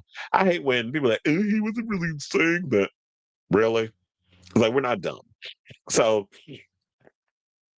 and then they said Ryan also seemingly alluded to Tisdale's piece by posting a clip of someone lip syncing to Megan Thee Stallion's hair with lyrics like, I don't care if these bitches don't like me because I'm pretty as fuck.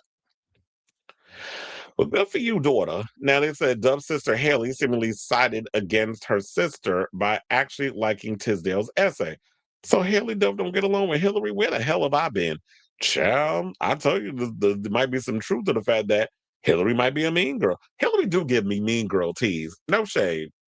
She always gives me that, like, I'm pretty blonde one, blah, blah, blah, blah. And then anybody that comes in and might conflict with her pretty blondness, it does seem like she gives very much mean girl tease. And I'm talking about mean girl as in like the character in Mean Girls.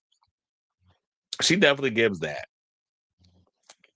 Now, they said that the supposed scandal even had comedian Chelsea Handler chiming in. Now, in an interview with Page Six Radio on Wednesday, she defended her wonderfully sweet friend Moore, saying, "I have no idea what went on, but I know Mandy Moore, and she's wonderful. She's a wonderful, sweet person. I'll just say that, but I don't really know Ashley Tisdale." So there was that, and then last but certainly not least, because I had to come with all the receipts. Well, this story was just unfolding and I told you I went on a deep dive. It's like I ain't even in a mom group, and I'm more invested than the average person.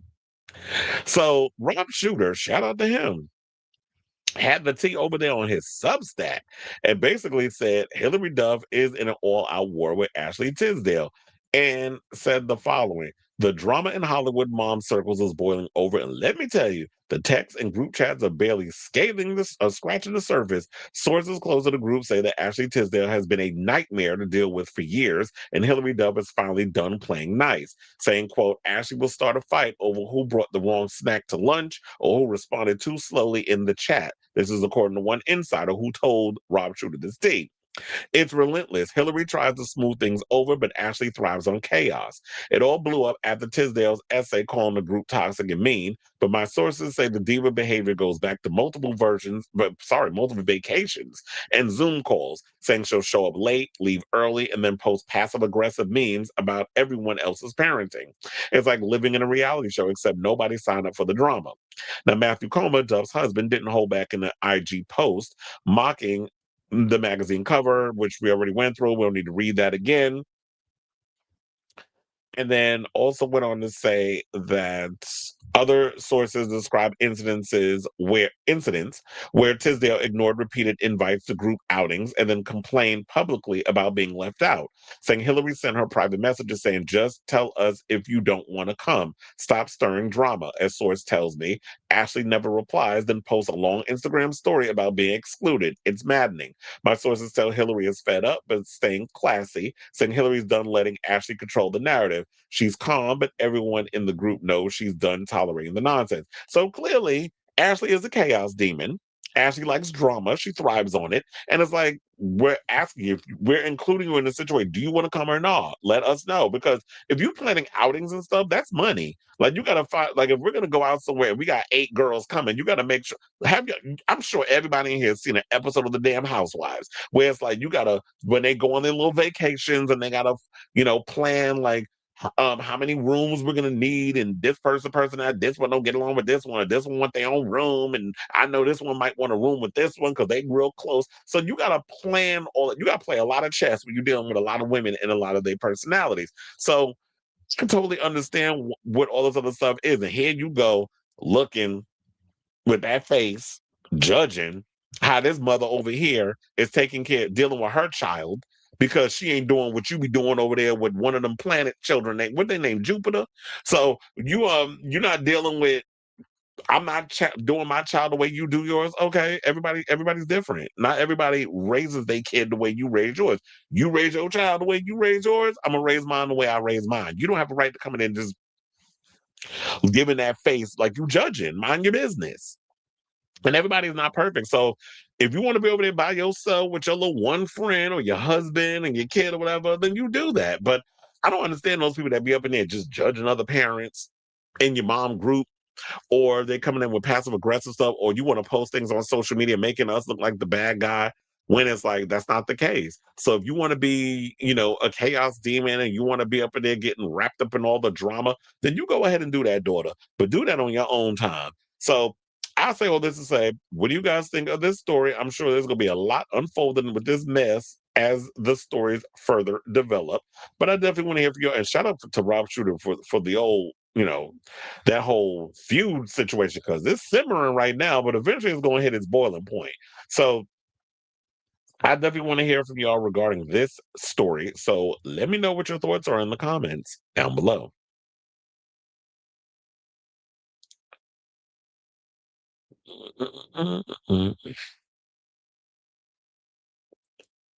She might be. Hold on, because I think I did save the screenshot of something that she wrote. Um. Oh yeah, I do have it. So there was something that she posted, and I think it was around the time of Charlie Kirk. She wrote, when he was pow pow in the net. So she put 24 years ago feels very different from, this might be about 9/11 too, or something or another. 24 years ago feels very different from today, where we once were united and grieving together as a country. Today we see someone die and blame his politics and okay, so she was equating 9/11. Now that I get it. Equating what happened to 9/11 with the whole Charlie Kirk situation, which I don't know why, because Charlie was a racist. But nevertheless, let's get into the thing. She said, and blame his politics and opinions. Everyone in that building had different views and opinions. When we stop caring about loss of life, we are done. Well, girl, that was 2 different things. The thing with 9/11, that is something completely different. We're not going to sit here and talk about hundreds of people who were in a building that a plane went into on 9/11 to Charlie Kirk, who made basically his money spewing hate and vitriol towards marginalized communities, Black people, women, gays. And it's funny how, like, his wife is out here doing all the grifting. He didn't even want her ass out here doing all this stuff. That man is doing somersaults in his grave as we speak because she's doing everything that he was against, including trying to mess with JD fat ass Vance. So now, then she went on to say, it shouldn't be controversial to say this, but even when we disagree or find someone's views offensive, violence is never the answer. And to be clear, I stand on equal rights for everyone, women's rights, voting rights, Levitical plus rights, everyone. I also support protecting reproductive rights and implementing common sense gun laws. She's all over the place with her comments, though, because you're talking about it's, if you find something offensive, violence should be the answer. In a perfect world, yes, but we're on a whole nother plane now, especially with the way this administration is treating people. Oh wait, there's something going on with Letitia James. I'm going to have to read that another time. People sending me messages, but anyway. So yeah, there's that. So she might be a conservative, but I think like from her saying that, people accuse her of being right wing or MAGA and all that other stuff. It kind of seems like Ashley might be trying to sabotage Hillary since she has a new album coming out soon. Why didn't she say all this sooner? Good question. Like I said, her story is giving politics, and from what I understand, she was bragging about having a new home during the Palisades fire while Hilary Duff hosted Mandy Moore and Meghan Trainor's family.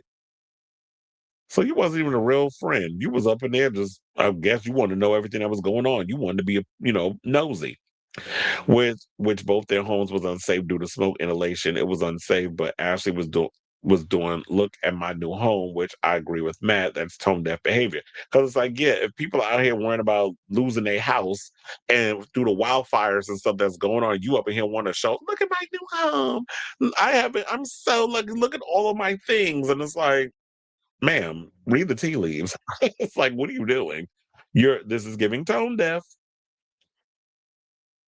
All right, Beyonce. Sabotage. I mean, anytime a celebrity pops up in any way on my feed around some project release of theirs, it's basically promo. Well, look, Hilary Duff can use this as promo because now, um,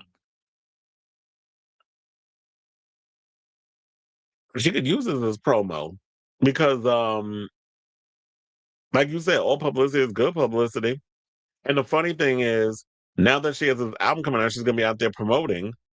This is what all the well, not even the blogs, because do they even go to I guess like if she does any of these YouTube podcasts or when she goes on NBC and the morning shows that they have on CBS, NBC, ABC, and The View and all these other places that I'm sure she's gonna be doing the circuits for those.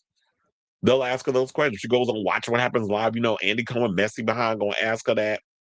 So she'll be answering that question till the cows come home. So I don't necessarily know what her views are. I don't know if she is conservative, but based on this next topic we're about to get into, I'm guessing she is conservative. Let's talk about Jenny McCarthy because Jenny McCarthy just did Stephen Miller's wife's podcast, and she's up on there. But she's basically RFK Jr. with tits, or sorry, implants, because she was up in there with these anti-vax talking points, and I left the thing open on purpose. I didn't watch the video because anything with Katie Miller or Stephen Miller, because they only have one tone, and that's like they're always screaming, like kind of like Sucker A. Smith, always screaming. Your volume is always up here. It's never like even keeled, like how my voice is right now. So she went on her show and was talking a whole bunch of bullshit, and the comments over there on Katie Miller's YouTube channel was a cackle. So we'll get into those in a minute. So Jenny McCarthy, who served as a co-host from 2013 to 2014. Damn, she's only in for one season. She did season 17 of The View. She talked candidly about her experience on the daytime talk show during the Tuesday, January, and this is the worst because it premiered on January 6th, Katie Miller's podcast. Why this annoying bitch got a podcast? I told her everybody named mama got a podcast at this point. Now, when asked if she thinks she'd be invited back as a co-host on the show, now in its 29th season, McCarthy reflected on her initial invitation. She said, the reason why they wanted to bring me on is because they, quote, said it was to, or wait, she said why they wanted to bring me on is because they, quote, said it was too polarizing. They thought it was too polarizing back then, you guys. Are you saying would or wouldn't? Because I'm confused. Like, if you polarize, they don't want you on the show. So, according to McCarthy, the show initially intended to bring her on as a permanent panelist to provide light, fluffy, and fun commentary on topics such as Dancing with the Stars and The Bachelor. I do remember that because I think when she was on there, when Sherry Shepherd was on it, and I think at one point, who was that tall comedian? I forgot her name. Michelle something. I remember one time they brought her on for one season, and I think they were supposed to come on and kind of be the pop culture gurus. It wasn't about politics, but then they started to shift more into politics, and she kind of felt out of place at that part because Elizabeth Hasselm Snatch was on that show at the time too. That's when they had that small ass table that they was all trying to squeeze five women in, behind. So she said, "Well, that lasted a week." That lasted a whole week. And back then, I didn't consider myself to be a political person, which is why I thought I was perfect for the job. After a week, when they said they wanted to get political, I was like, oh my God, what am I going to do? They're like, today we're going to be discussing the hostage situation and whether the United States government should pay the ransom or not. And I was like, what? I'm like, I just know who won Dancing with the Stars. So getting through that year was really difficult. Now, McCarthy says she is much more political now than she was when as a co-host on The View because our latest administration has helped so much. Well, I think here's the thing, helped. You mean, child, this administration is a goddamn laughing stock. The fact of the matter is I think all of us have no choice to get more political because politics has infiltrated pop culture. It's not the other way around. It's not pop culture hasn't infiltrated politics. It's politics has infiltrated our pop culture. So back then, when y'all try to use this excuse every time somebody's who you don't particularly care for says something political, and you're like, "Shut up and dribble," or "Don't why don't you just make music and stop being so political," or "Why don't you just act and stop being political?" You can't. That doesn't fly anymore. Politics has been everything. And that's because this current president and this administration have found ways, because he's a marketer, that his thing is marketing from him being on Celebrity Apprentice and all that other stuff. He's found a way to make politics a marketable thing and a profit off of in a financial way. This is why you see people like Sucker A. Smith grifting and doing the dance to jump in and want to all of a sudden get into this. This is how you go from politics, well, not politics, from sports casting over there being one of the biggest sportscasters on ABC to jumping into politics on his own time because it's the new grift. Politics is the new grift. There's more money to be made when you make a lot of these Republican talking points than these boring ass Democrats who just want to play this Michelle Obama when they go low, we go high type of mentality. So she's talking about that she's gotten more political. I think you still are a bit of an airhead and you don't know what you're talking about when it comes to politics. I think you say certain things and you jump into certain things because it sounds cute or whatever. So I do feel like even like Jenny is still misinformed. But I would agree with her on this that I would be pissed if I sign on to a show where I'm only supposed to be on here talking about entertainment news and gossip and hot topics or pop culture stuff.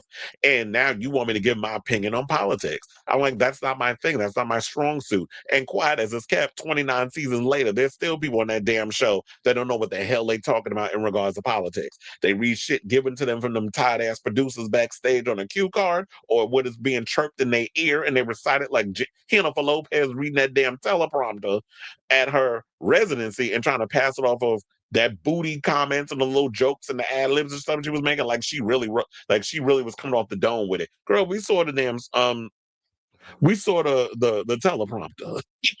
So your tea been spilled. And funny enough, Rob Shooter actually did a whole article, and I'm like, sir, I believe you because we seen the video, and I played it on here for y'all.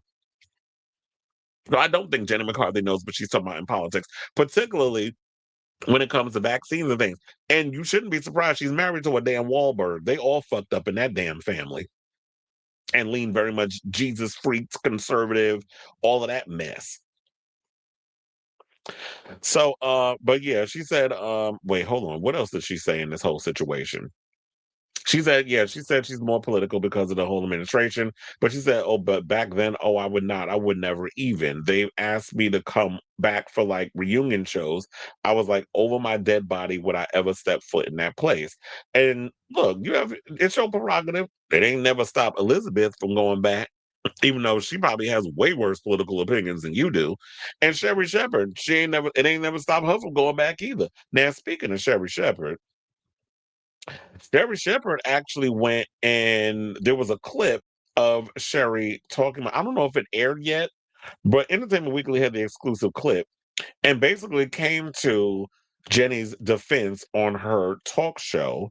And yeah, she said that regarding her saying over her dead body, she'll return to the Hot Topics table. Now, Entertainment Weekly's exclusive clip below for the from Thursday's Sherry talk. Okay, so it did air already. Sherry's talk show broadcast airing in different times in syndication. Sherry reflects on her time co-hosting The View with McCarthy, the 1994 Playboy Playmate of the Year and actress who sat at the panel for the season between 2013 and 2014. And So I do have the clip. I'm gonna just play it for y'all so y'all can hear it. I did have to change the speed. Hopefully they don't get me in these situations for playing this clip because you know how these damn corporations are. But hey, YouTube, hold on, please hold. It's no secret. Jenny McCarthy hated being on The View. She said she was hired to do one thing, but when she got the job, they made her do something else. I remember that day they switched it to politics. Jenny came into my dressing room just like that. She goes, Sherry, oh my God, what am I gonna do? And I looked at her, I said, what you gonna do? What we gonna do? You know, and everything that Jenny is saying is absolutely true. I felt really bad for my friend because they brought her on the show after a lot of focus groups said that they wanted less fighting about politics. They wanted to be more chill, more fun. And so they brought Jenny on because Jenny was light and she was funny and she was sexy. But then the focus groups changed their minds. They wanted the politics back. They wanted us going back and forth. So 2 weeks later, she's on the show, and I remember it to the day. 2 weeks later, they had the girl wearing glasses. And I looked up, I said, what the hell are you wearing glasses for? And she's like, you know, Sherry, they want me to look like I know politics. They want me to look. And I'm going, and I was sitting there and I said, how do you have Playmate of the Year looking conservative? So they would try to make. Hold on, that's the thing that pisses me off too, is that, oh, so throwing glasses on makes you look smart. We've seen a lot of people who got 4 eyes and about as dumb as a box of rocks. If you want to know what I'm talking about, have you seen Barry Weiss? That's an idiot running over there who's running CBS. She wear glasses. Do it make her look smart? Now we see what she's doing to that damn network. Jenny looked conservative, but all she looked like was a sexy librarian. That's what she looked like. I used to make fun. I used to like razz her all the time. And so, you know, she had a hard time, like she was saying, because it was all politics. She had a hard time. It was so much politics. So I would suggest fun stuff for us to do. And one time I said, girl, let's go topless. All right, so we went topless on The View. This way I said, well, Jenny can show off her funny side. I just wanted to show off my boobs. So that's why, so we went topless. And y'all just know, that was the day Barbara Walters was not there that day. Because she would have had a fit. But, you know, I also had the same problem as Jenny because when I came on the show, they wanted someone light. They wanted a person who was a mother, you know, to talk about being single, being a mother. It was supposed to be just very, very light celebrity. So I thought that I was going to be doing stand-up comedy, telling jokes, being funny when I was on The View. But then Barack Obama ran for president and politics was all we talked about. It was so hard for me because I was in this religion where we didn't, you know, my religion I came from, we didn't vote. So I had never voted before. And Barbara, she would look at me and because I just wasn't, you know, when you grow up in a religion and that's all you grew up around, you're really not, you don't know a lot about the world. So Barbara would always look at me. I remember one day she went, dear, read a book. And I said, uh-oh, we in trouble, okay. So it was just about politics. So even though it was hard for me, I do have to say, I had the best time on The View. It was one of the best, hardest, most terrifying, most crying-filled experiences, but I loved it. And I'm friends for life with the women that I sat with at that table. I go. Okay, so I pretty much think y'all got the point in regards to all of that. But here's the thing: it was like I totally get that, and that would have been, I feel like, a cool thing for her to do would be to like incorporate that into the show. That, you know what, I grew up Jehovah's Witness. We didn't really get to vote. We couldn't really interact with the outside world a lot. You kind of stay within the people. That's same thing with Scientology. Like you got to stay within that the people of the religion and all that other stuff. And so you asked me to give commentary on a lot of things that I just am not well versed in. But that's still not an excuse because if you're going to do a show like The View, it's sort of like, yeah, if we're going to talk about certain topics the next day, give me the research and everything that I need to go into and read up on it so that way I can give my opinion and that all the other some of the show. Doing a show like The View, it requires a lot of homework. It's like doing this show if you're doing a daily show, a live show, it's like you have to, if you're gonna come on and talk about certain things, you do deep dives, you do your research, you do your homework, and you look up all the things so that way you know what the hell you're talking about when you're on that show. So I totally get it, but like I said before, it's like you got I don't know. I just wish that The View would become a little more lighthearted stuff instead of them pushing all these Zionist talking points and everything. Because when I look at them, like when we look at The View today, are there anybody on there that still knows what they're talking about? Okay, so Alyssa understands she has a political background. She worked under Trump's first administration, so she's got a bit of a political background. I guess with Sunny Hostin, her being a former prosecutor who now is doing commentary and being working in television. She has a background in politics because if you're going to be a judge or an attorney, whatever, a lot of attorneys, judges, whatever, eventually get into politics, be a senator, government, any form of government they run into, even becoming president. They have that lawyer background. So I understand that. Joy has always been fairly political. I mean, she had a show on a couple of the cable channels, like her own Joy Behar show. So she has a bit, she's very much heavily into politics, so she gets a pass with that. Um Anna Navarro is very political. She's always been pretty political. She's a political commentator. So yeah, she has a political background. The only people on the show who really don't know what they be talking about half the time about politics is Whoopi. Whoopi's the EGOT, so I guess because she's a name, that's why they had her there. And Sarah just regurgitates talking points spoon fed to her by producers. So she's them two are the only two that don't really know what the hell they be talking about 9 times out of 10 when it comes to the politics. So, oh yeah, and let's get to the comments of what they were saying in regards to the whole vaccines and stuff in the comments regarding what Jenny McCarthy was saying on the what was that show? The Katie Miller podcast. Funny enough, you want to know something? They had like, you know how if you ever go on YouTube, they give you like the little, like if you're depending on what you talk about, they'll put a disclaimer on like if you talk about vaccinations or if you talk about certain things in politics, they'll put a disclaimer across. So here's the vaccination information that they put up on under Katie Miller's podcast. They said CDC vaccines have greatly reduced diseases that once routinely harmed or killed babies, children, and adults. People all over the world, including in the United States, still become seriously ill or even die from diseases that vaccines can help prevent. So this is what they put up there.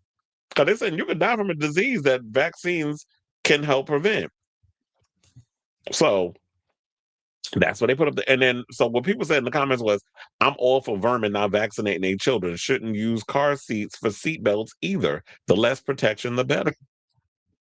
It's basically saying you's a dumbass bitch. Another person said, why do you want war with Europe? Greenland is not yours. Another one said, everyone got a grift. Another person said, if people just stop and do their research, people have lots of it. They're called scientists. Neither of you care to understand, idiots. And then so people was literally up in there eating up Jenny McCarthy and Stephen Miller's wife, who, if I'm not mistaken, is with child again. Blech. Bringing another demon into the world. Oh, and another person said, baby coffins are so cute. But I was saying that, you know what, I guess you'll want to come up in here and start killing y'all children. Another person said, who's your new baby daddy, Kate? Rumors are it's Elon Musk's baby. Is it true? Please tell us. We won't tell little H. Another person said, Jenny and Katie, you might have a college degree, but you are not scientists. You have no scientific background. You don't understand science. You just spread misinformation and lies. I don't know how people sit up in here and read a lot of this stuff. But look, child, they up in there eating them up. One person said, well, here we are watching incompetent individuals spread more of their lies and nonsense. Oh, Jenny, did you hit your head? Oh, that bitch been an airhead. And there's literally one person I think that said, such a fun episode, always here for support. But everybody's talking about how much misinformation they're spreading. But here's the thing. This episode came out yesterday, and it has 5.1K views. Katie Miller, no shade, but this is not your wheelhouse. This is not something you're good at. Maybe you need to go back to just being a doting wife and just a baby maker, or better yet, just try to get back up on CNN because you know CNN loves giving a lot of you psychopaths a platform. They keep doing it with Scott Jennings. And you've been on there a couple of times. So MAGA Light Network, CNN, which CBS is starting to turn into, why don't you go back to doing that? Because you're not bringing in the numbers. Nobody cares enough about you and your tired ass podcast for you to even be out here doing these interviews. So let's say all this to say, what do you guys think of this story regarding dingbat Jenny McCarthy out here spreading misinformation? Sherry, you need better friends. But I've been around you and you're not the brightest tool in the toolbox either. So let me know what you guys think of this story in the comments down below.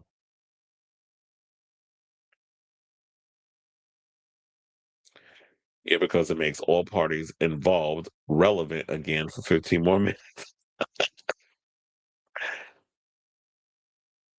Trump ruining the world made people more exactly. So that made people like start paying more attention because he pulled the curtain behind. What was it like? It's like Wizard of Oz. He was the one who revealed who the man behind the curtain was. More people shot by immigration agents in Portland, Oregon. So now because I'm hearing that what's the word that these ICE agents have been given full immunity, so now they're just going around just shooting people, taking people's lives, executing. Like, what are we doing in this country? And where are the damn Democrats? Why are y'all so quiet?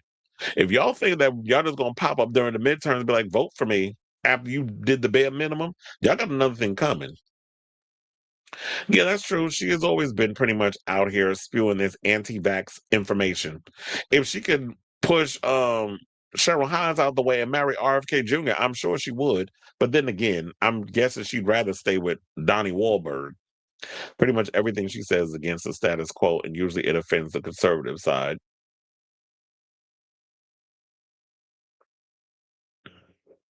Okay, so now let's get into the rest of the show. Hold on, there was another comment that came in. JD Vance irked me so bad when he spoke. No, please. He's another idiot. No kind of Riz. They hoping that the president don't end up dying or whatever. Cause all the other people y'all got in line, y'all they don't have that it factor. JD Vance is insufferable. Nobody likes Stephen Miller. Every time he gets on camera, they're just like, would they just shut this little man with his receding hairline up? Like, you are literally the troll under the bridge. You're always yelling for no damn reason. You're just a hater. So nobody wants to hear from you. Pete Heg's breath. He drinks as much as he breathes. So nobody wants to look at that drunk. Let's move on. I'm over the politics right now. As I was saying earlier, I'm so overwhelmed by all this mess. And they were like, well, that's what they want. They want you to get. I said, I ain't said I was giving up. I said, I'm just overwhelmed by all the politics. Like, I be trying to keep up with everything that's going on. And it's like, I can't. If I can't keep up with today's stuff, tomorrow, 10 new things that the Trump administration has been doing, that's a disaster, comes out. And I got to try to inform myself with that. It's like, God damn. And enough hours in the day that I got to be sitting there trying to focus on all this stuff. So I try to take in as much as I can because at the end of the day, I gotta protect my mental health and my anxiety as well. They're not gonna be stressing me at the age of me 10 years. I didn't decide to get into politics. You're not gonna have me out here looking old and haggard. Anyway, let's move on. And let's talk about Cardi B. So Cardi B has started rehearsing for her tour. I believe she started on January 6th. Hey, why is January 6th real popular? There's a lot of topics we've been doing today that people, was come from people doing shit on January 6th. But anyway, so she hopped on IG Live, excuse me, and basically was talking about this upcoming tour and said she is over budget and said, girl, I'm not Beyonce. I can't be out here with, putting together these old, extravagant tours with all this money and stuff. So she said, we did the budget. So now it's just like, I got to go find the effing money or I would have to put up some of my own money for things that I want. I feel like we keep doing the budget every other week and ish. So it's just a lot. On top of that, it's a lot of dance moves that I got to do that I'm just not, and I'm just ready to go home, the mother of four said before noting she's not exactly enjoying her time in LA. I don't like being in LA no more. I don't like it. The Little Miss Drama Tour is slated to begin in February 11th and will take Cardi through various cities across North America, including Houston, Detroit, New York, and Chicago. The headlining run will culminate in 2 back-to-back shows in Atlanta State Farm's Arena. And they had all the dates, but they were talking about, but some of them dates is outdated because y'all didn't add the second date that she's doing at MSG because the first one sold out. So she has a second show. Now, elsewhere in her Instagram live, she joked that her tour budget isn't that of someone like Beyonce, but she's still going to give fans a good time. So I ain't no damn Beyonce, so don't be expecting none of that ish. She hilariously said, I don't got that kind of production money, but bitch, I'm going to give you all I got and I'm working hard. I'm popping it. Well, Cardi's all right live. Like she gets up there, she just get up there, give your personality, give 110%. Remember all your damn lyrics for your songs. If you forget it, whatever the case is, let the backing track pretty much help you catch up. Have your dancers do all the work. If you want to come in and pop and lock a little bit every now and again, just do what you got to do. We're not saying you got to go full on Lady Gaga mayhem because I don't think we expecting that type of spectacle from this concert.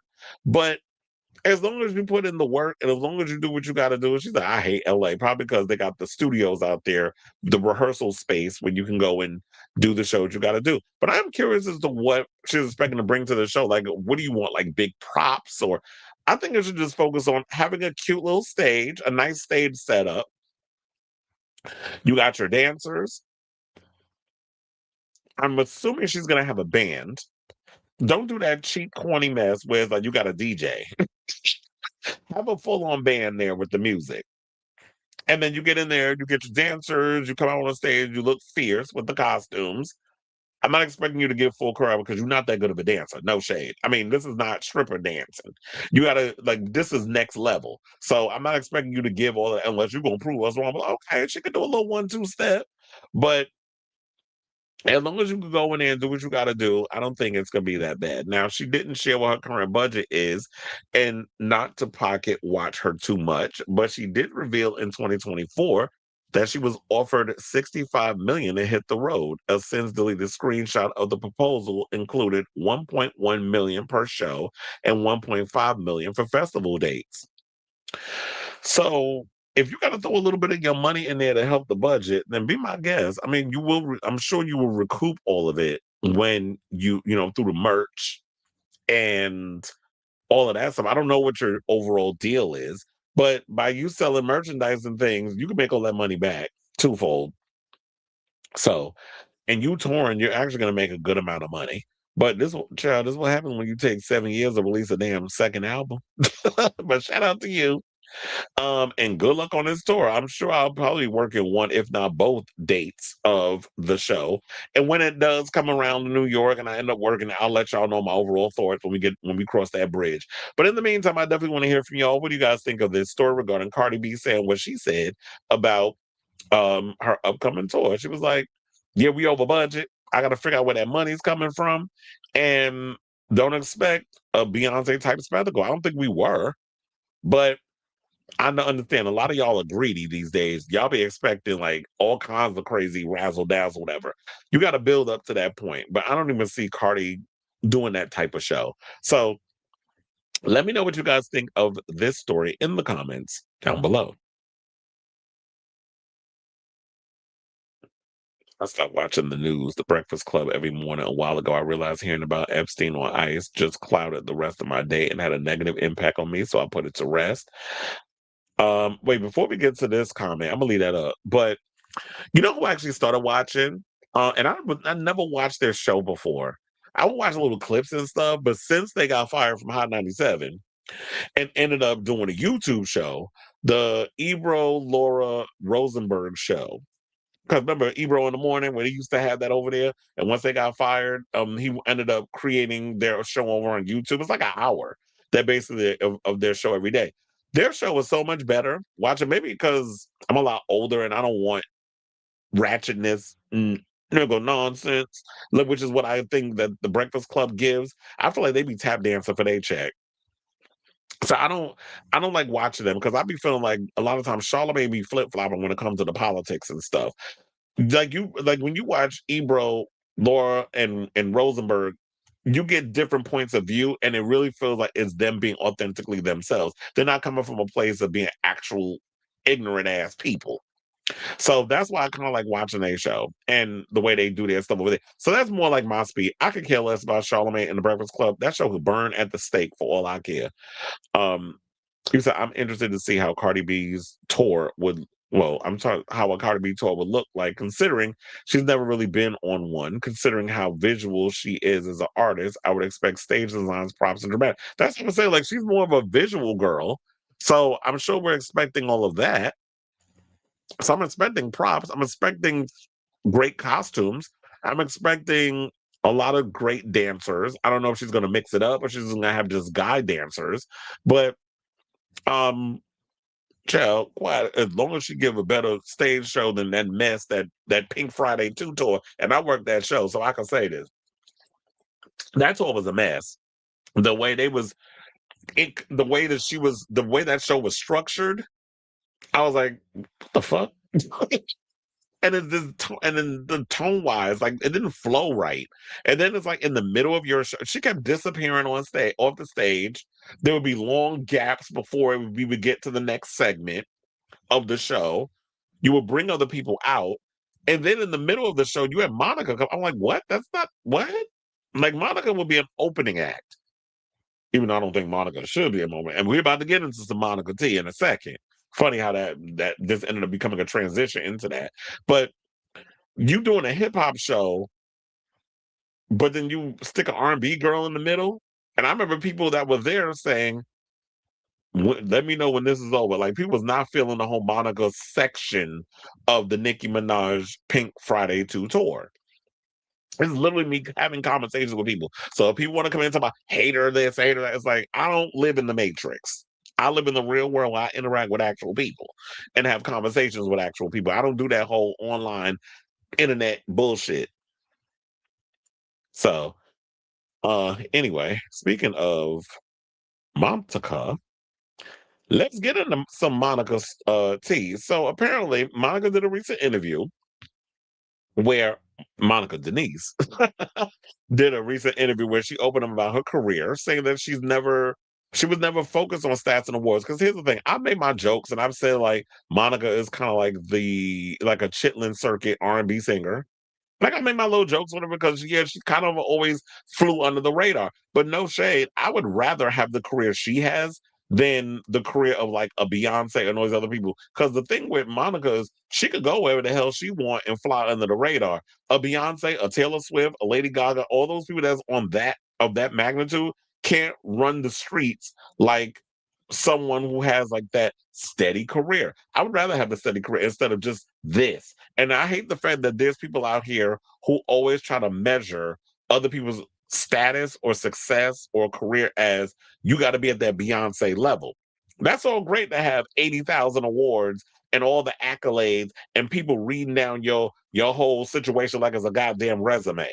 And you say, no, stop. They doing all of that. And this is like, okay, this is giving fake modesty.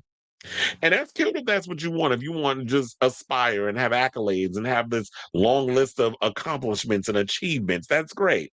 But if that's all you got into the business for, to me, it's just like, that's not what matters. To me, what matters is if I get to live out the dream and I get to have all the rewards because I'm living out my dream and it's not necessarily for award recognition and all these other things. So I do have the clip of her talking about this, and we will come back and talk. Please hold. But what I learned in those moments is that there's a plan for all of our lives, and it's orchestrated by somebody bigger than every person in this room. And what was meant to happen was for my life to change that day. And I was able to really enjoy my career because I didn't have any expectations. I was not looking at stats. I was not worried about awards. I'm actually a person that for all the records I've broken, I really have never won any awards. I'm really the most forgotten. If you think about it, I'm pretty much the underdog, but I sit very comfortably in it because I can still go where I want, do what I want, live how I want. But when I say that I am often forgotten, I was hosting the Soul Train Awards, was nominated for 5, 3 of my songs in one category and still lost. But I went out to eat and kicked my regular after. I was not bothered because that's not what I do it for. That's dope. That is really my point when I say that oftentimes I'm forgotten in those spaces. But what So, with her saying that kind of makes me wonder, did she come to that revelation because she's older and wiser? Or did she always have that mentality? Because I really feel like if you are a person of a when you younger and you aspire to, oh yeah, I'm gonna be singing. I get all the great songs and I put out good quality music and I get to go to the BET Awards and the VMAs and I get to do all these things and I get to have all this success. But I'm not winning awards and those other. So I wonder if she came to this revelation later in life, where it's like because when you in your 40s, I'm gonna tell you, when you're in your 40s, that's when the perspectives of things start to come in, where it's like you realize what matters and what doesn't. The mature 40 people, 40 plus people, you start to realize that, okay, what's the most important thing and what matters to you in your life and your career and all those other things. So I'm wondering if this is a later in life thought process that she had. But some of the people in the comments said she ain't wrong, and I'll die on that hill that Monica made better music than Brent.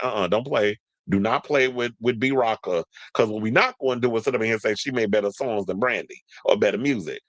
Monica does what she does. Brandy does what she does. Brandy was more of that crossover artist, and I love when Brandy worked with Dark Child and some songs with Timbaland, because I do love Aphrodisiac. But what we're not going to do is sit up here and play in Brandy face. Brandy even need to be brought up in this conversation because it ain't got nothing to do with her. Man, Brandy and Monica just did a tour together, tore it down. The tour was a success.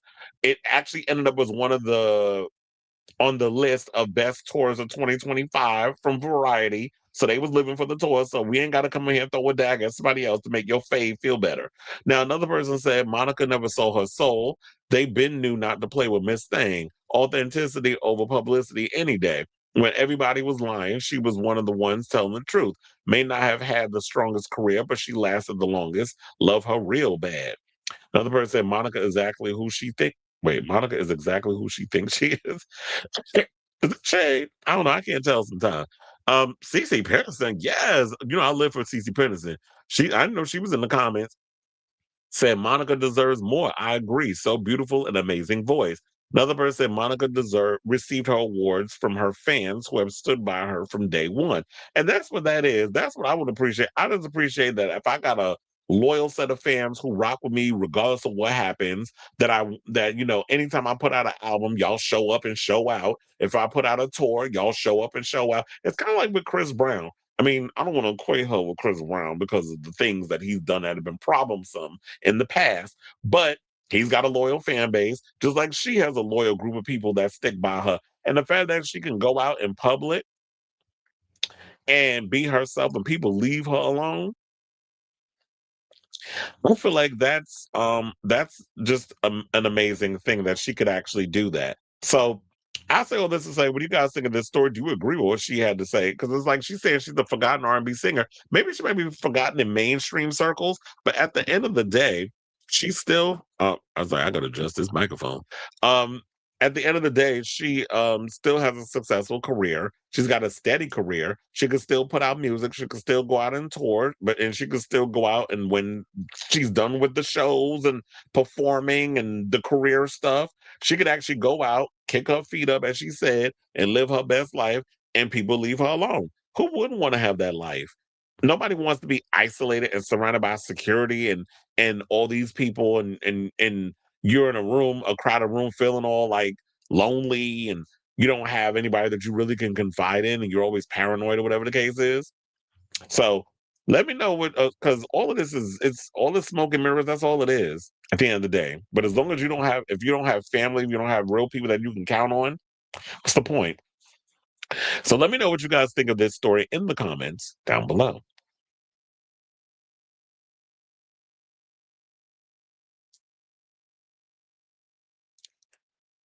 Okay, hold on.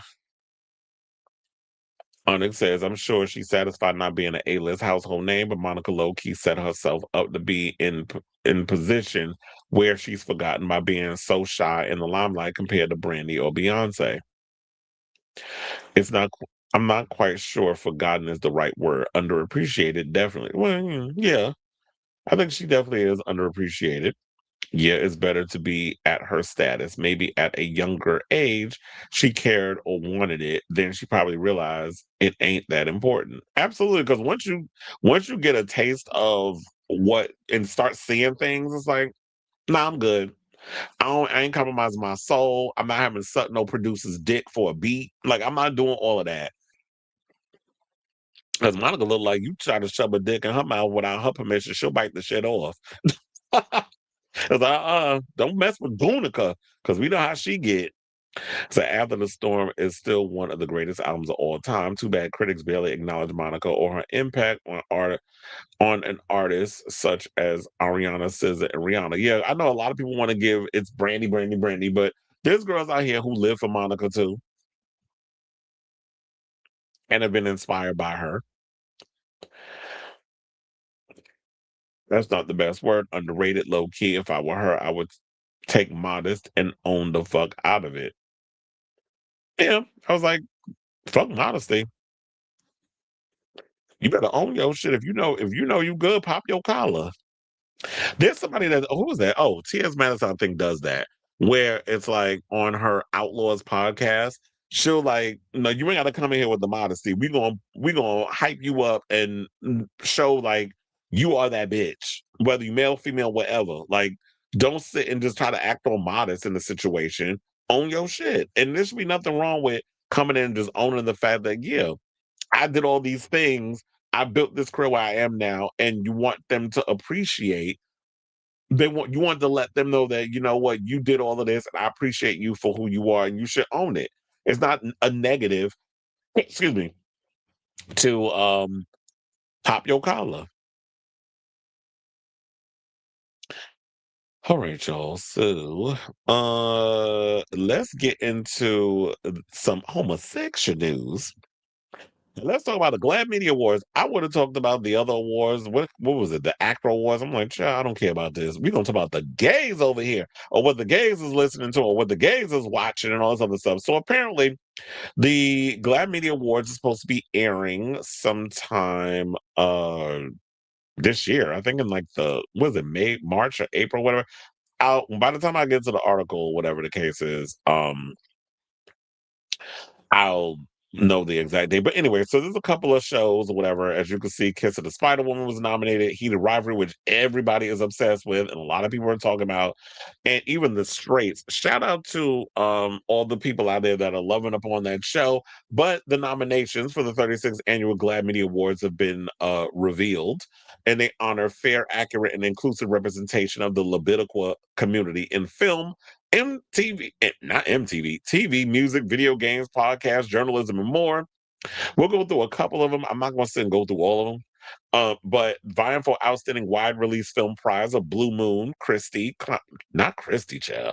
Clown in a Cornfield, Downton Abbey, the grand finale, The History of Sound, I Know What You Did Last Summer. Was there any homosexuals in that movie? I mean, I know there was some little homoeroticism, but why the hell would y'all put that movie on there anyway? Kiss of the Spider Woman, On Swift Horses, Twin List, which I just heard is finally coming to Hulu next week, and The Wedding Banquet. Now, which I think that's a lesbian movie. Up for the limited release award are Cactus Pears, Fairyland, Griffin in Summer, I Wish You All the Best, A Nice Indian Boy, Plain Clothes, Pony Boy, The Queen of My Dreams, Young Hearts, and Sorry Baby. Now, winners will be feted at the 37th annual GLAAD Media Awards ceremony on March 5th in LA. The group does not present awards for acting. But that's dumb. I do wonder who's going to be hosting. Now, they said Netflix leads the way among distributors and network streamers with 23 nominations, followed by the combined HBO Max with 14, Apple TV with 11, and Hulu with 9. Among the winners for TV, music, and other media categories at last year's 36th GLAAD Media Award were Hacks, Agatha All Along, Baby Reindeer, Doshi, Will and Harper, The View, RuPaul's Drag Race, The Advocate, and NBC News. Now, I think we already went through Outstanding Film Wide Release, Outstanding Film Limited Release. We don't need to go through that. Outstanding Film, 10 Dance for Netflix, The Christmas Baby for Hallmark Channel, Echo Valley Apple TV, Hedda. I think that's the movie with oh my god, what the hell is that girl's name? The one that played Valkyrie. in the MCU movies. Tessa Thompson. I don't know why it didn't come to me. Hedda from Amazon MGM Studios, A Killer Christmas Vacation, Noah's Ark the movie, Oh What Fun, Old Guard 2, The Parenting, Queen of Coal. I hope it goes to Noah's Ark, even though that last Noah's Ark movie was kind of corny. But the Old Guard 2 was terrible. I don't know why y'all put that on there. But I guess anything with any kind of queer representation, we just giving it to some stuff. Outstanding documentary that Amy Bradley is missing. Come see me in the good light. Enigma, heightened security. I'm Your Venus. I'm Your Venus was good. I think it should go to that because it was about Venus extravaganza and her family trying to find out who unalived their sister. That was a good one. So I hope it goes to that. All these other ones I didn't see. Oh wait, they got Pee Wee as himself in here. So it's going to be between them. I would say Pee Wee as himself, which I'll probably give it to that. But I'm Your Venus, I think should get it because it was about the iconic Venus extravaganza. Outstanding new TV series. They have Boots for Netflix, Chad Powers for Hulu. What's gay about that? I haven't seen it, but I know Glenn Powell's in it, and it's probably that's why they nominated it. Then they got Clean Slate for Prime Video, The 4 Seasons for Netflix, Heated Rivalry for HBO Max, The Hunting Wives on Netflix, I Love LA on HBO. Well, that'd be interesting because remember one of the guys from I Love LA was throwing shade at Heated Rivalry, so that'd be interesting to have all them in the room. The long story short for Netflix, Mid-Century Modern, which was not a good show, and it only lasted one season on Hulu. Overcompensating on Prime Video, and this last show, Pluribus, that's on Apple TV. I've heard so many things about it, but everybody keeps saying it's boring. I haven't seen it. Outstanding comedy series, Abbott Elementary, Big Boys, Ghosts, Hacks, Has Been Hotel, Loot, Plum Royale, The Righteous Gemstones, Survival of the Thickest, and The Upshores. Then we have outstanding drama series, Brilliant Minds, The Buccaneers, Doctor Who, The Gilded Age, The Last of Us, Power Book 2, Raising Kanan. Who on there is gay? The Sandman, Severance, Stranger Things, and Yellow Jackets. Then they have outstanding limited or anthology series, The Beast in Me, Chief of War. I actually saw that. That's when you see a lot of Jason Momoa's butt. Devil in Disguise, John Wayne Gacy for Peacock, Howlin' Harper for Mubi, Hotel Reverie, Black Mirror for Netflix, Lost Boys and Fairies for BritBox, Mr. Loverman, Shaba for BritBox, Nine Perfect Strangers for Hulu, Prime Target on Apple TV, and Wayward for Netflix. Then we got outstanding. Okay, like I said, we're not going through all these. I'm gonna just go into the reality stuff, and then we're gonna get to the music, and then we done. So, outstanding reality program, Back to the Frontier, Magnolia Network, House on Fire, BET Plus, Jay and Pamela from TLC, June Farms, Prime Video, Love on the Spectrum, Netflix. Is that people who got the tism that's looking for love? Next Gen NYC for Bravo, Selling Sunset for Netflix, Southern Charm for Bravo, Southern Hospitality for Bravo, and The Ultimatum Queer Love on Netflix. Then we have Outstanding Reality Competition Program, American Ninja Warrior for NBC, The Boulay Brothers Dracula Titans from AMC Plus and Shudder, Dancing with the Stars, ABC, Finding Mr. Christmas, Hallmark Plus. I didn't even know Hallmark had a plus. I Kissed the Boy on Hulu, I Kissed the Girl on Hulu, Project Runway on Freeform, of course, RuPaul's Drag Race on MTV, The Traitors on Peacock, and The Voice on NBC. That's going to be a tough one because I love Dragula, I love Drag Race, and I love The Traitors. Project Runway, I'm glad they're back. Hated that last season, especially who the person they gave it to is the winner. So I don't want them to get it on account of that. But and then Dance with the Stars had a big resurgence this year. But if it was up to me, it's going to be between The Traitors, RuPaul's Drag Race, and the Boulay Brothers. But it might go to The Traitors. But I hope it goes to Dragula because Dragula, y'all be sleeping on that show. And then we have, let's look for music artists. Outstanding music artist, Conan Gray, Wishbone, Duran Bernard. Oh, wait a minute now. Now, you know I live for Duran Bernard. His music be hidden. So, and Conan Gray, I likes his album. So I don't know. I want it between those two. Then we have Elton John and Brandy Carlisle, Who Believes in Angels. Then we have Ethel Cain, Willoughby Tucker, I'll Always Love You. That's on Daughters of Cain. Then we have G Flip, Dream Ride, Lady Gaga Mayhem, Maren Morris, Dreamsicle, Renee Rapp, Bite Me, Ty Herndon, 30, Volume 1, and Young Miko, Do Not Disturb. So those are your nominations for Outstanding Music Artist. And then we have Outstanding Breakthrough Music Artist. Amari, is it Amari? I guess it is because it ain't gonna be no A Marie. We already got an A Marie. So it's Amari, Chris Houseman, Destin Conrad, Eli, Frankie Grande, um, Guitar Cadella Fuente. Guitarica de la Fuente. Who's that? I never heard of it. That name sounds familiar. Cat's Eye, Shy Girl, Snow Wife. Okay, that's cunt. Snow Wife and Wet Leg. And then we got Outstanding Broadway Production, Liberation, Oedipus, Purpose, Redwoods. Okay.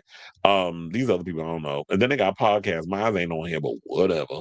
So they got Bald and the Beautiful, Las Culturistas, The Daily Beans Podcast, Handsome Podcast, Outlaws with T.S. Madison, The Read, Shut Up Evan, So True with Caleb, Tactful Pettiness, and We Can Do Hard Things. Oh, we sure can.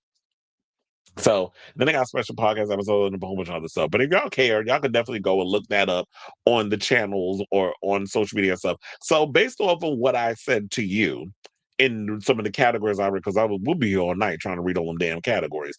I want to hear from y'all. What do you guys think? Oh wait, I didn't even look up I didn't even look up the one with Jennifer Lopez and her nomination, because Kiss of the Spider Woman was nominated, but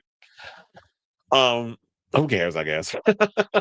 But I do like the fact that Jennifer, had the Broadway inspiration with the Kiss of the Spider Woman, and she incorporated on that residency. So yeah, based off of what you've heard, what are some of your choices of who you would like to win in some of the categories that I brought up? So whatever your thoughts are on the matter, let me know in the comments down below.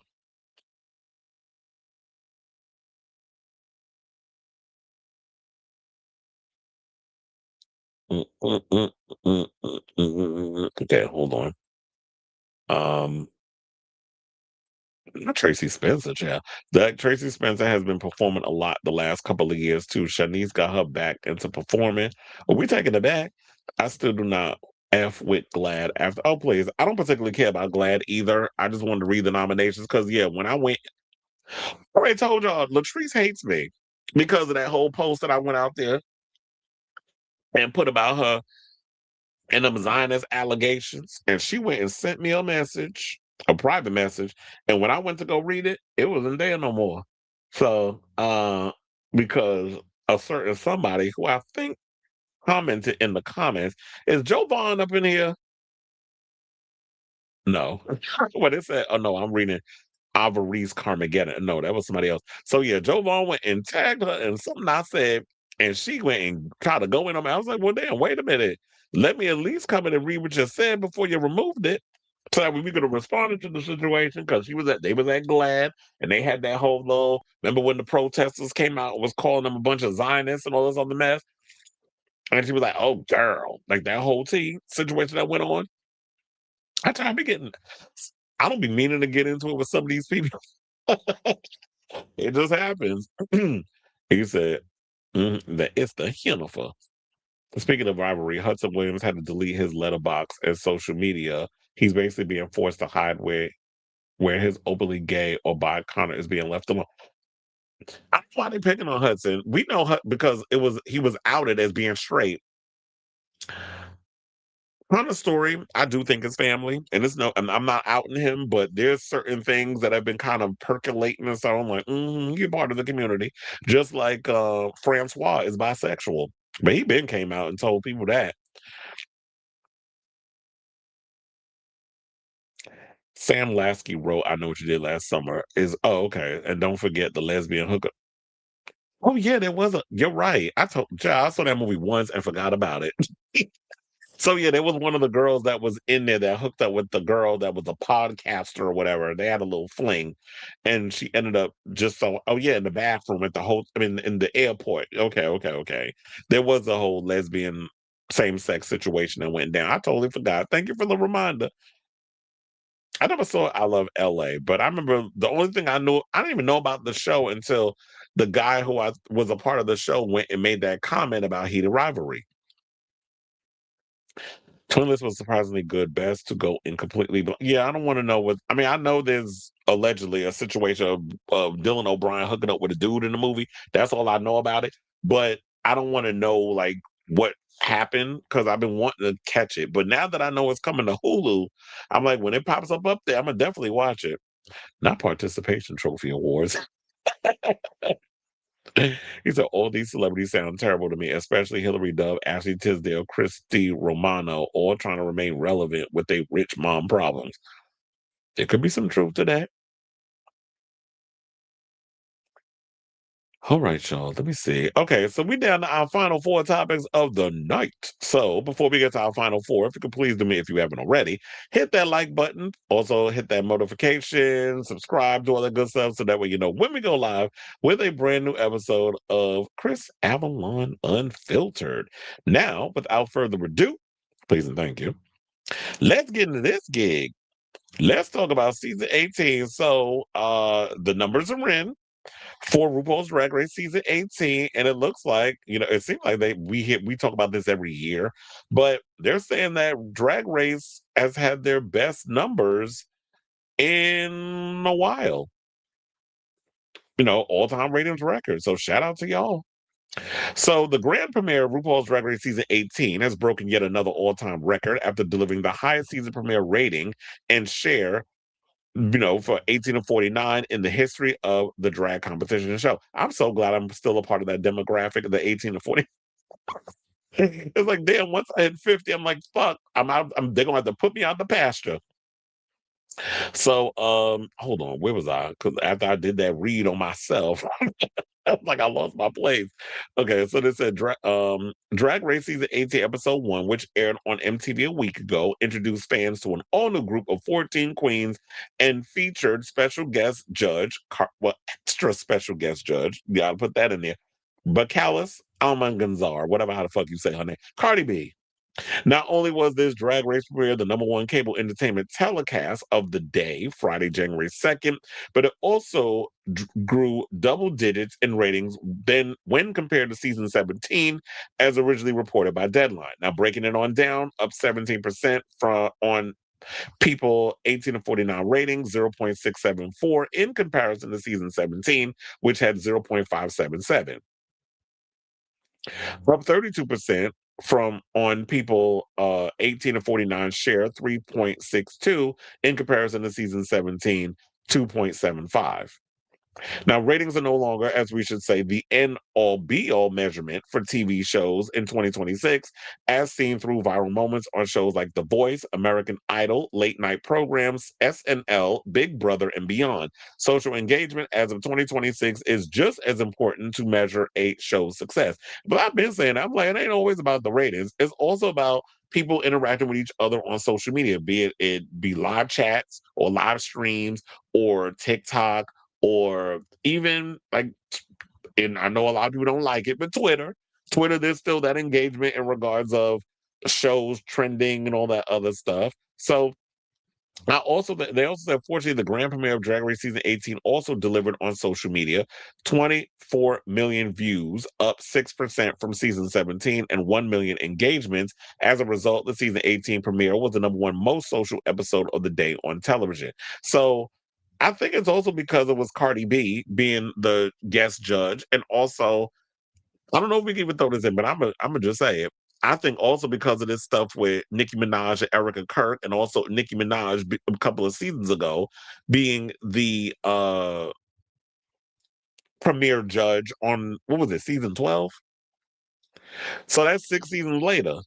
And then you got Cardi B coming in with the fashions and the way they sold the trailer. It looked interesting. And this was a really good episode. The premiere was a very strong episode. I'm glad they decided to do a fashion challenge rather than your standard talent show, because it's always the same crap over and over. It's always, you got to do some bangy ass track and they talk about, oh, give me the crown or whatever corniness they write it up in these. So a lot of these drag race or these drag songs that these girls were going, I was like, pay it. Nobody want to hear that shit.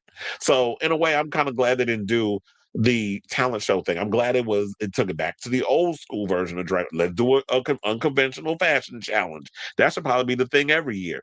So and then plus with Cardi coming in and being as honest as what she was saying, very forthcoming and very much honest of what she was saying. We was living for it. And Cardi is a personality, whether however you want to slice it. She is somebody who very much has she's silly, she's funny, she has a great personality. So she's perfect for like coming on and judging a drag show. So I think all those factors played in, and plus, like I said before, with the whole Nikki thing, with all that controversy surrounding her, people kind of wanted to say, okay, let's see what Cardi's given compared to what Nikki gave during when she was a judge on RuPaul's Drag Race, and if she brings it, look, she shot this episode a year ago, so we don't necessarily. Well, yeah, a year like in when they shoot it, like April or something of last year. So they shot it earlier than usual. Normally they would do it in the summer, but no, they shot that in like March or April. So it's almost been a year that they shot it. So all of this other stuff wasn't going on then, but we're starting to see it now. So I'm definitely curious. This may be a great number for them. I want to see if they can maintain it, or tomorrow's Friday. Yeah. So tomorrow's episode, when next week comes, I want to see how those numbers are on the second episode versus, has it fallen off a little bit, or did they still maintain it, or did it grow because of that last guest, because of the whole the premiere. So I'll say all this to say, what do you guys think of this story regarding this news about Drag Race breaking an all times ratings record? It's it don't seem like, as much as we love drag and all this other stuff, and as much people complain about Drag Race, it seems like people can't live without this show. People are still loving it. It's still going strong. It's still building in the ratings department, and it has no chance of slowing down anytime soon. So it looks like y'all on the right track. So let me know what you guys think of this story in the comments down below.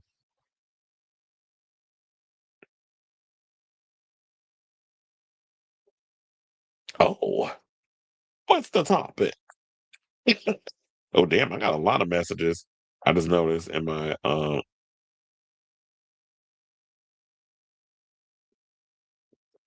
Salt and Pepper's lawsuit. Okay, we'll definitely I'll definitely save that.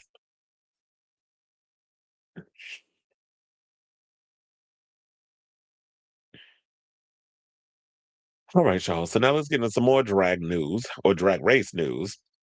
And let's talk about UK versus the world. So season 3 is officially on its way. We got the official tissue announcement earlier today. They did a Meet the Queens. I'm sure a lot of people have already done their citations in regards of which queens is going to be a part of the show and all this other stuff. I was looking for some of these promo photos. We'll go through those in a second. But let's get into the tea. So, following in the footsteps of RuPaul's Drag Race UK versus the World Season 1, which came out in 2022, and Season 2, which came out in 2024, Season 3 is coming to our screens in just a few days' time. The BBC has confirmed that the first episode will air on Tuesday, January 27th at 9 p.m. on BBC Three and BBC iPlayer. I'm sure they have in here when it's going to air on Wow Presents Plus, because that's how I watch it. As with season 1 and 2, season 3 of the series features a cast crammed full of international divas, including 3 Drag Race UK stars, a fan favorite for one season, Wonder Drag Race Sphere, Drag Race Sweden, chat, and a 3-time returning American queen, which I was actually happy when I saw her. Now, these are the 10 queens vying to stand alongside Blue Hydrangea and Tia Coffee in being named the queen of the mother-tucking world. Well, speaking of, hold on, I'm gonna put up the cast photo as we go through these, and we might do a whole slideshow situation. Hold on, because there was another picture that I wanted to bring up too that I was living for. Like I was definitely loving Rue's gown. She had like a red gown that she wore in the situation that I was like, I was living for it. Okay, I just want to make sure I have everything situated before we get into this tea. So I'm gonna leave this picture up, and then we're just gonna go through all the queens, and then we'll do a slideshow of all their separate photos. So the first queen that we have that's gonna be up in here is Fontana from Drag Race Sweden, where she was a runner-up on the first and only season of the show, losing out on the crown to Admira Pussy and just beating Global All Stars Vanity Vane. So we have her, and she's a Brazilian queen. So shout out to her. Then we got Yes God Land. You know, I don't know. Whenever I see God Land from Drag Race Thailand, I always want to call her Yes God because like we can't help it.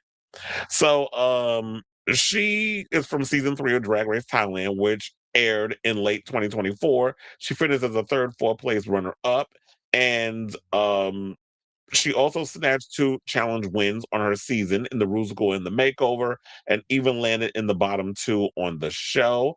And she, even though she narrowly missed out on the crown, she's definitely going to come in, trying to fight for that crown, and we'll see if she's able to do it. Now, our first UK queen that's coming back is Kate Butch from season 5, and she is a fan favorite, so everyone's going to be looking forward to seeing her coming in with the show. I mean, being a part of the show. And she has like a campy aesthetic, and she's very witty, and she grabbed the challenge win before her unceremonious elimination in the show's switchboard makeover episode, and which was crazy because I'm like, if the show was for charity, I wouldn't have eliminated anybody. So I was kind of mad over the fact that they did that, but whatever. She was also the final victor of the season's lip sync assassin, Dee Licious. So, without Crystal Versace's drag mother in the house, she could have had a clear shot at the victory as one of the 3 UK girls competing. Then, of course, when they said a fan favorite from the America side, who I'm happy about, Mariah Paris Balenciaga, who was on the show. She's from, season 3 of RuPaul's Drag Race and All Stars 5. I love when she was on All Stars 5, and I hated the fact when she had to sashay away in that episode. But it is what it is. So Mariah, as y'all know, put her stamp on the 3rd ever season of RuPaul's Drag Race in 2011. That was damn near 15 years ago. Child, I can't believe we up in here just like with these we almost had 20 years of Drag Race on TV. And because it's like we currently in season 18. I'm like, damn, I feel old. In the head, not physically. But anyway, so they said where she placed 8th. She then returned to All Stars 5 and placed 8th again. Hopefully, and then so a lot of people was mad when she got eliminated on All Stars. I understand like her regular season of Drag Race, but All Stars I was tight when she got eliminated because I love me some Mariah. Mariah's gorgeous. She brought the fashions and the eleganza. She's a pageant girl, so I was upset when she got chopped. But here's hoping that 3rd time's a charm, that she can make it further than placing 8th on UK versus the world. So I hope she don't make it there. Now, another queen that I'm really excited about that's coming back, and y'all know I be referencing her a lot on this show, especially when I be talking about Canada's Drag Race. We are talking about our season 4 queen, Mylinda Verga. So I was excited when I saw this situation, and I saw that she was coming back to compete on another Drag Race. I thought it would have been Canada versus the world, but no, she's doing UK versus the world. So Miss Mama, who had us all feeling our goats during her season, and how she won Snatch Game during that season and was getting into it with a lot of the queens during Untucked, where she came in 5th place. She didn't get to make it in the finale, but the thing, I heard that she was also on the Traders in Canada. She had competed on that. So, I love for Marlene Verga. I'm looking forward to her being on the show and seeing what drama she will be bringing to this show. Now, our next queen that we have is Minty Fresh from Drag Race Philippines season 1. And she's another queen who plays 5th on her season. She's following in the footsteps of season 2 fan favorite Marina Summers by bringing Filipino drag excellence to the UK. And we don't need to get her confused with Sminty, who I believe also is competing on this show. So we got, Sminty Bop, whatever the fuck her name is. Yeah, Sminty Drop. I knew it was something. Sminty Drop is on the show, and then we got Minty Fresh. I hope we don't get these girls confused. But she's gonna bring the fierceness because Minty brings full on tilapia, fish down when it comes to her drag. A lot of the lady boys over there in the Philippines. They be bringing it, my people. So Serena Morena from Drag Race Mexico season 1. I'm not gonna hold you. I'm not really that familiar with Mexico. I was never really like a watcher of that show, so I can't really, speak on how Serena did. But according to the report, she made her history by appearing on the inaugural season of Drag Race Mexico, and also by spending 4 out of her 5 episodes on the show either being in the bottom 2 or low. And the queen who's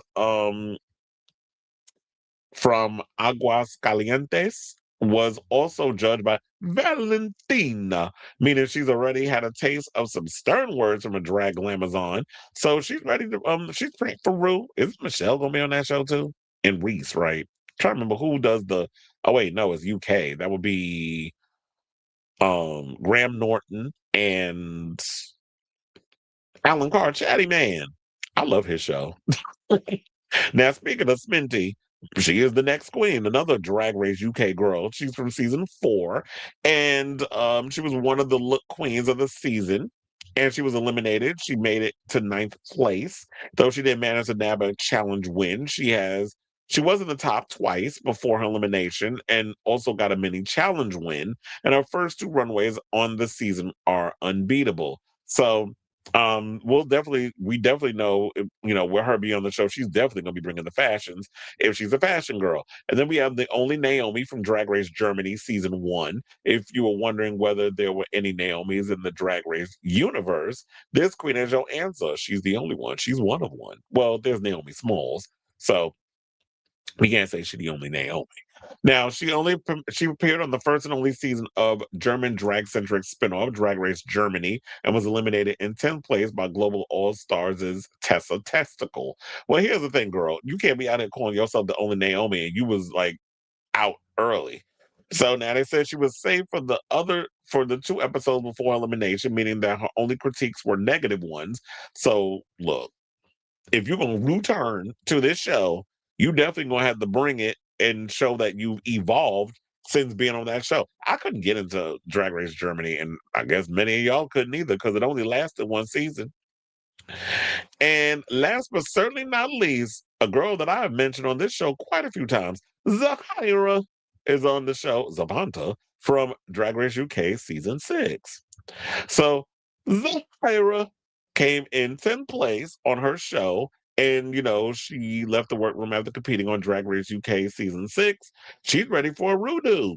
So Zahira charmed viewers and her fellow cast during her criminally short time on the show before surprisingly stumbling into the bottom of the girl group challenge. Well, here's the thing. I live for Zahira. I'm looking forward to seeing what she brings to the show. She was one of my faves on the show. And I'm like, no, y'all chop her too early.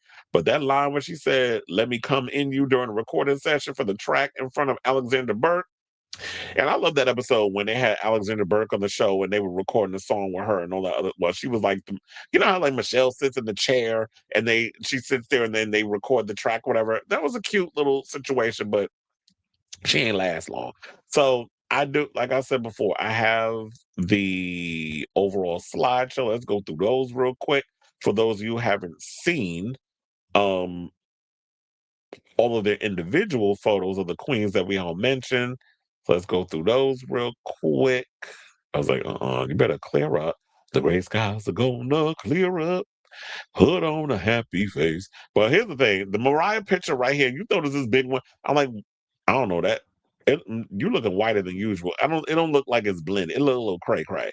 But there goes my Linda. Come on, fashion fish. And so, yeah, the girls are definitely bringing it this season. Come on, fashion.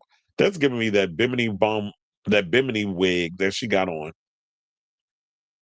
And so, yeah, those are the girls. And then, last but certainly not least, I definitely want to bring up this picture. Hold on a second. Because this RuPaul photo, I thought, okay, I'm living for this look.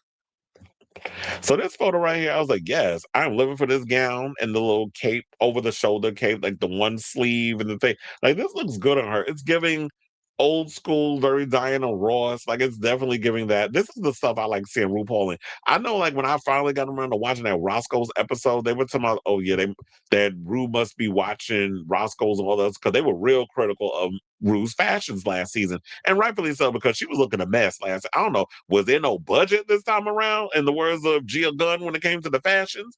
But one of the things I will say about that was that I didn't particularly like I told her, I don't like that whole belt look. We already did it was giving Temu. We already said like Brooklyn Heights wore it better. It made Ru look bigger. But I get it. She's in her 60s, mid 60s. So I guess we don't want to be too hard on her. But it's just that you were given the young look. And I don't think that drag queens supposed to just dress. Oh, dress your age. Like we ain't gonna do the ages thing. I just didn't think the outfit worked for her. So I'm glad the fashion is getting better. But to me, this gown looks way better than that episode 1 look that we just saw on Driver. Now, if you want to continue to come out and give that sexy short skirt thing, and we've seen Rue in some short skirts where she looks fierce. I mean, she's worn a lot in her career. Just that first episode one with the belt dress or whatever that Brooklyn Heights wore first on Canada's Drag Race just looked way better than me. But I'm definitely looking for this look right here. I'm definitely living for that look. So I definitely want to hear from y'all. What do you guys think of this story? Does this group of girls got you excited? It's like some of them are like, but there's some on this show that I know is like, okay, I'm here for them. They're gonna bring the drama. I'm here for all the, what's gonna happen. UK versus the world definitely is gonna be a key this season, and I'm looking forward to every single moment when it airs. So let me know what you guys think of this story in the comments down below.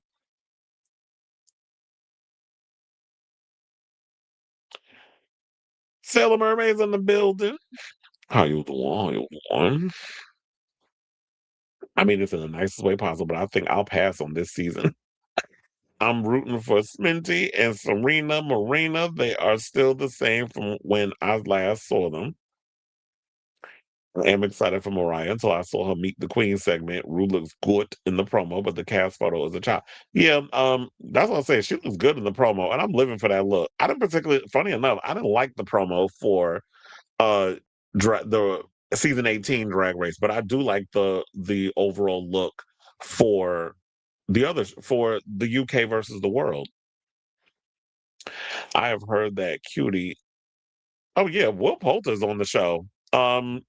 I saw that too. First of all, I love me some Will Poulter. I'm like, that boy grew up to be cute. The body is bodying. Before we wasn't looking twice at his ass, but I'm like, okay, how you doing? um You said, oh yeah. So I'm looking forward to Anastasia. I love Anastasia. I always felt like Anastasia was just done dirty by this business. So I live for her. I'm looking forward to seeing her judge the show. Not you having drama at work. Well, I don't have those issues. Well, I can't say that because one time I told you I did threaten to beat a coworker ass. Well, not a coworker in my department. It was another one. I was like, I can't be out here threatening to beat people up. So um drama come flama. All right, y'all. So now let's get into more homosexual news. And let's talk about heated rivalry. So, of course, everybody is loving heated rivalry. The women are loving it. The gays are loving it. Even straight people, guys, are loving it. I'm even starting to see YouTube commentators like Greg Alba, who I love me some Greg Alba because I like Real Rejects and all the stuff. They've been doing a rewatch of the episodes of Heated Rivalry and be up in there crying and loving it. And he is happily married to a woman. Like, so shout out to the straight people who are open-minded enough that they could appreciate the gay shows without acting like corny ass closet case Andrew Scholes. Where y'all gotta go, ooh, oh my god, why are you showing me that? I'm like, what are you, 2? Like, grow the fuck up. And even 2-year-olds wouldn't even respond to that. They only respond in those ways because you live in a homophobic household and they tell you that this is how you need to respond to stuff. So shout out to all the allies and everybody who's out there enjoying this show. Not Miley Cyrus, because Miley Cyrus want to jump on the bandwagon and record a song for a show she ain't watched. But nevertheless, Hudson Williams, who is on the show, recently spoke out about I think he went and did an interview with all people, Andy Cohen, on his Radio Andy show, and basically revealed that he has had closeted athletes hit him up and tell them their stories about what it's like being in the closet and an athlete. So the 24-year-old told Andy Cohen on an upcoming episode of Sirius XM's Andy Cohen Live, airing on today, January 8th, saying it's definitely the people who reach out somewhat anonymously who are like, I'm still a professional player, still, and I'm in the closet. Williams said in a clip released ahead of the episode. Williams confirmed that he's heard from closeted hockey, football, and basketball players when Cohen followed up, saying they're reaching out to Rachel Reed, our author, who will then relay these lovely anonymous emails. Sometimes they're reaching out privately, though, through Instagram. So if they're sending private email, I'm sure you could probably do the tracing and figure out who they are. But I don't think don't let's not out them. I wouldn't want to know. I mean, me being nosy, I would want to know who they. But everybody needs to come out in their own time. I just feel like if people were more open-minded when it regards to gays and sports, because you have to realize not every gay person is a stereotype or someone that's clockable or someone that is, they do drag or they do hair makeup or whatever the case is. There are some gay guys who play football, who play baseball, who play basketball, who play hockey, who play all kinds of athletic stuff, who are in the UFC, who are boxers, who do all these things, but they can't come out because the image is all about machismo or whatever the case is. And if we know that homosexuals like sports and go to sports events, then why would anybody be surprised that there are athletes that also are part of the Levitical community? So he said those ones are the ones that really hit you and go, oh, so this is a fun show and it's celebratory, but also sometimes it's just hitting people right in the nerves. But I always said that. I was like, not only do I feel like this show, Heated Rivalry, will do for this generation what Chris Folk did for my generation, I also feel like because you're talking about athletes and homosexuality and the fact that there are closeted people in sports, and this is something that they're dealing with, hopefully they'll dive more into that side with season 2 instead of just relying on the sexual scenes. I mean, don't get me wrong, the sex scenes is good too, but I want a little more of that deep conversation regarding like what it's like being an athlete and closeted and what they have to deal with and the sneaking around. Also, I mean, we saw a lot of the sneaking around in the show, but the fact that there are athletes out there that are secretly watching the show when it's resonating with them and they're like, oh yeah, these are things that I'm going through, and I'm reaching out to these people being like, yeah, I'm going through this stuff too, and thank you. And maybe what also they could put up in there is kind of be a closeted consultant, which is like, oh, this is not realistic. This is what you should probably incorporate in the show to make it more realistic. Who knows? Maybe they're just at this point just revealing how they feel and how the show makes them feel and what they're going through, hiding who they are, but they're just one of the top whatever in the world. Because I'm sure some of y'all fave basketball players, baseball players, football players, they like to ping, and they going around sneaking around and messing with people and having to have them sign NDAs and keeping it like, trust and believe it exists. Now, Williams also touched on commentary that the show is helping dismantle toxic masculinity, sharing his frustrations with some of the assumptions people can make, saying, quote, What's always been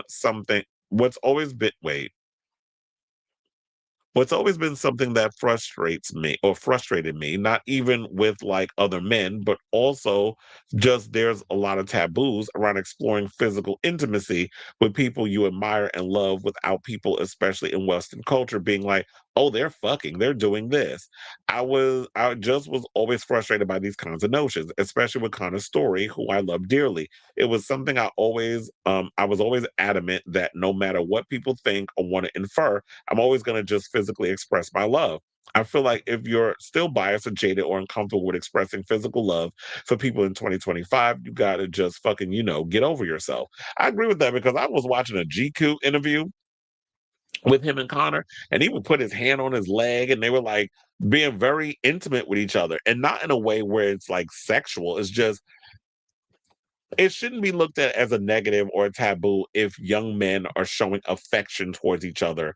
Like when when I work in these sports events and stuff, I see like when the guys have had a couple of beers, I'm not saying they damn near screwing each other, but you see a lot of when they drink and they relax a little bit, they're being very affectionate with their friends or whatever. And it's not a gay thing. And I don't think people should look at it as a gay, unless you start seeing them tonguing each other down and eat each other's ass in the rows of which I'm working at MSG, then we can sit up and say they gay. But for the most part, I like the fact that men, younger guys are feeling more comfortable being intimate with their friends, smacking them on the butt, being very engaging with the sports and all that stuff, which is what they do in sports anyway, smacking each other on the butt and stuff. So we got to stop looking at everything as being a sexual thing, or because that's where our mind goes with stuff. And it's more or less embedded in Western culture. If you go outside in the world to other places, they're very much affectionate and very open, and they're not always all about, oh, you're in my space. I need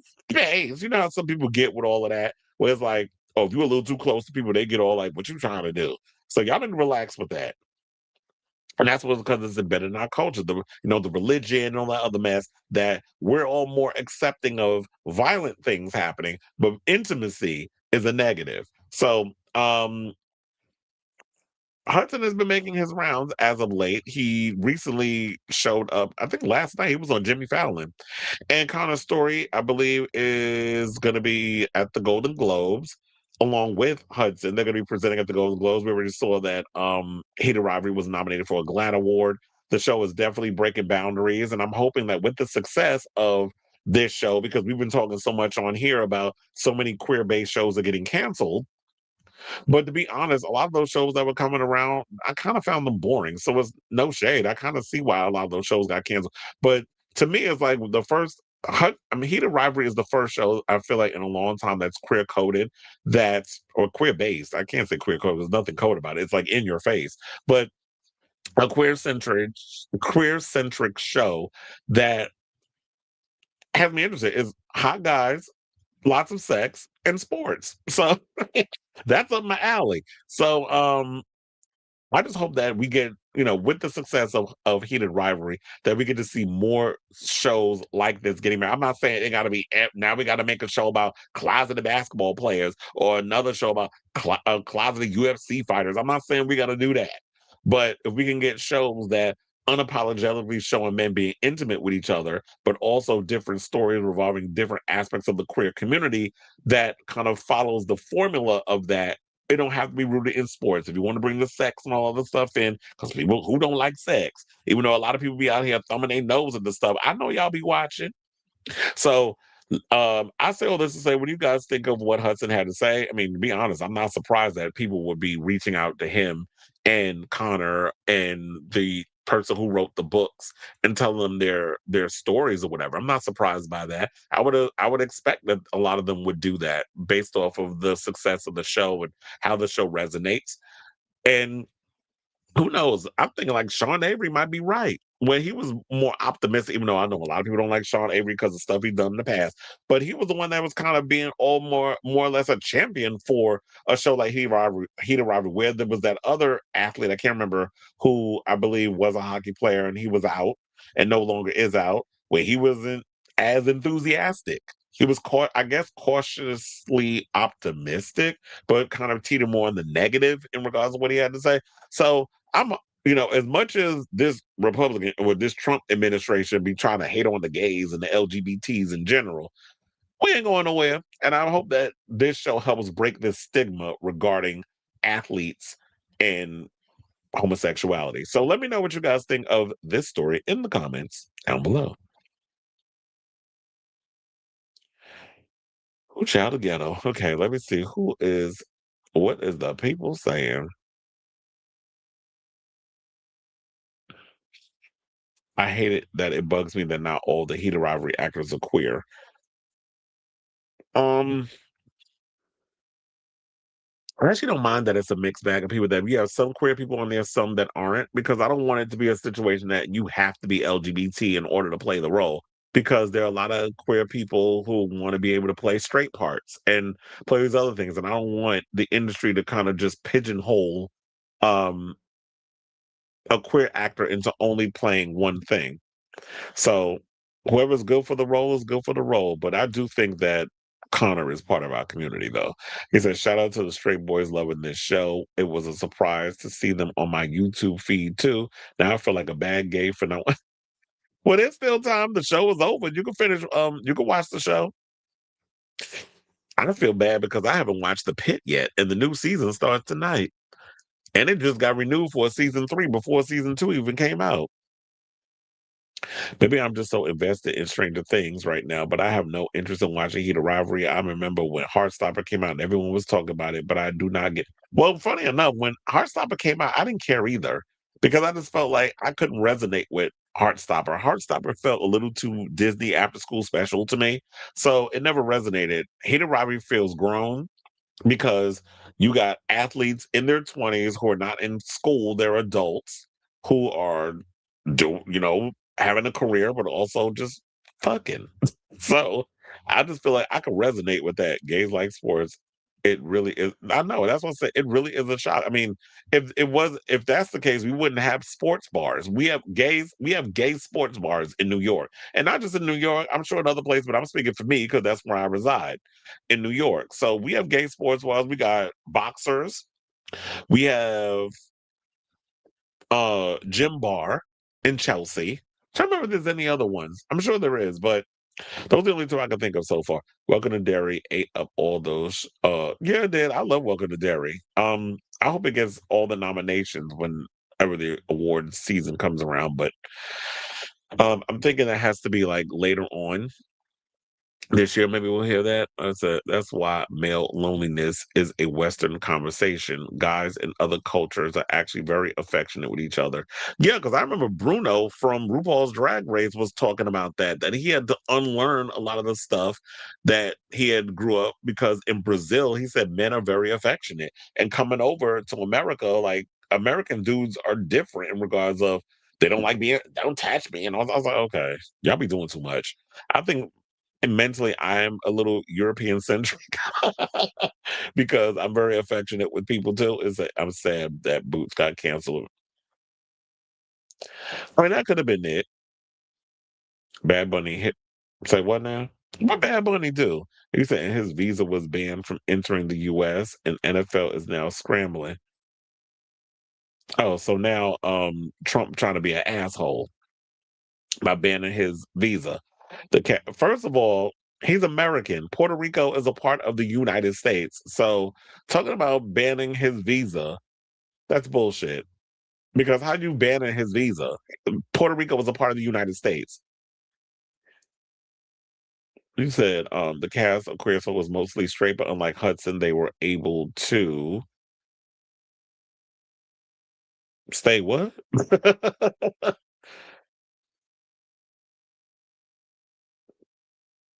I mean, here's the thing. There was a problem with, first of all, during the Queer as Folk, when they were trying to cast, I remember hearing the stories. It was hard to cast that show.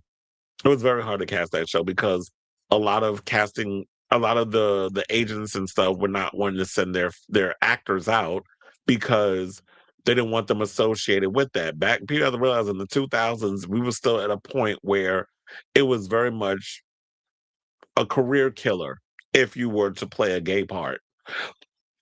Which is why when you watch Philadelphia with Tom Hanks, you don't see any kind of intimacy with him and Antonio Banderas because it was still considered taboo. More of the independent movies in the late 90s, you could push the boundaries in regards of male on male kissing and things. But the mainstream movies, oh, that wasn't happening. Today marks 5 years since Olivia Rodrigo's driver's license dropped and changed changed the industry for those under 30. Well, shout out to her. She should be dropping new music this year. But Puerto Rico is America. That's why I said they are dumb. First of all, them trying to play in Bad Bunny face, like, go play in this administration is stupid. And that's the problem. We're in a time where people are allowing some of the most dumbest people on the planet to run the country. None of these people are qualified to be in the positions they're in, including the man in the presidency.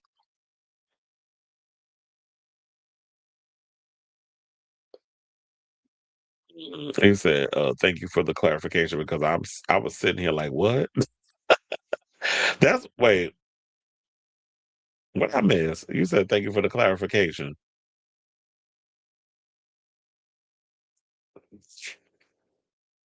And I'll be up here read something. As soon as I read it, I'm done. Okay, so now let's get into our final topic because I was like, wait, we got more tea to spill. Let's get into this 911 show. So apparently the fans are a little upset because the showrunner on the show they feel like is queerbaiting them in regards to this whole Buddy storyline because people want Buck and Eddie to start fornicating.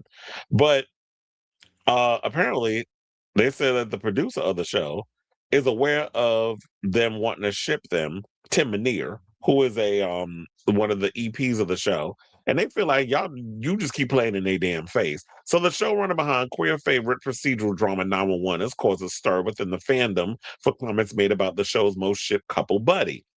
Speaking to the Washington Post, Tim Minear reflected on the relationship between Buck Buckley, Oliver Stark, and Eddie Diaz, played by Ryan Guzman, best pals who have long been seen by a large chunk of the fandom as lovers in waiting. Well, maybe we can go back to this thing of like what we talked about before. It's just guys who are very intimate with each other. They're just not into each other like that. But the fans been trying to ship them for so long. So the people behind the show are aware of it. And the fans think like, oh, y'all just gaslighting us at this point. So for multiple seasons now, 911 is seemingly inched towards making the pair a couple, with other characters commenting on their closeness and how they appear as a family.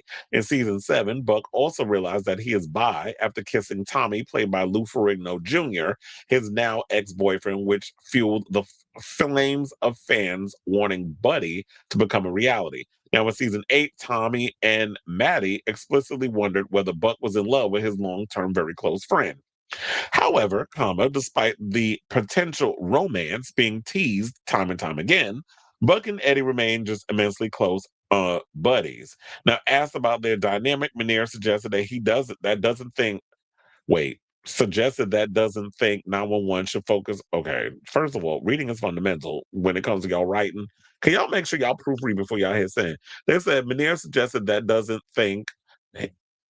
Maybe you should say he doesn't think 911 should focus on Buck and Eddie get together, even though he considers himself a fan of them as a couple. Saying it's a very difficult subject because I love the Buddy fans and I'm one of them.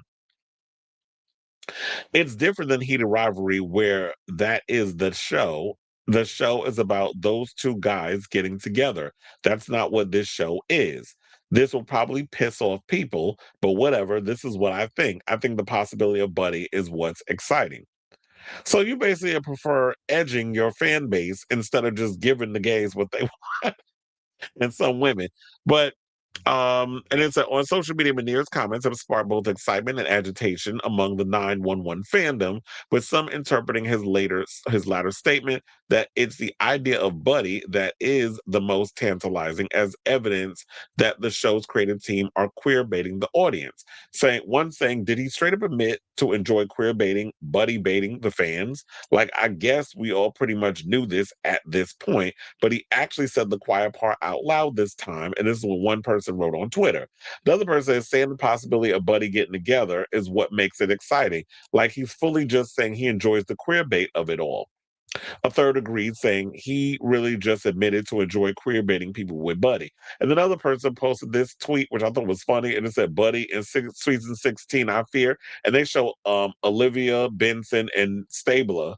Benson and Stabler for Law and Order SVU. Because remember back in the day, we used to see Benson and Stabler on SVU, and we would think like, okay, they're going to hook up. Like they are literally more like, they're more than partners. Like you could possibly see them as a couple. And then there was that one time when Chris Maloney had left the show and came back during one episode. I think it was a crossover episode. And he was about to get intimate with Olivia. And she was like, I want to, but I can't. So it's giving that. And so now, I know y'all not up in here trying to talk about like Pink News. Y'all really gonna sit up here and give us what queer baiting mean? I guess they doing that because they think a lot of straight people read their publications because the gays stay trying to pander to the straight audience instead of doing things for the gays. But we already know what queer baiting means. Do I need to even tell y'all what it means? So we're not gonna go there. So they said other fans hit out at what they felt was a suggestion that Buddy fans want to turn 911 into a steamy gay romance a la Heated Rivalry, saying, quote, nobody's asking him to turn a procedural show into a romance-only Buddy focused. One viewer eye rolled. We just want them to have their love storyline. It's not so difficult. Another agreed, really confused as to what made him think we want 911 to be a romance show that only focuses on Buddy.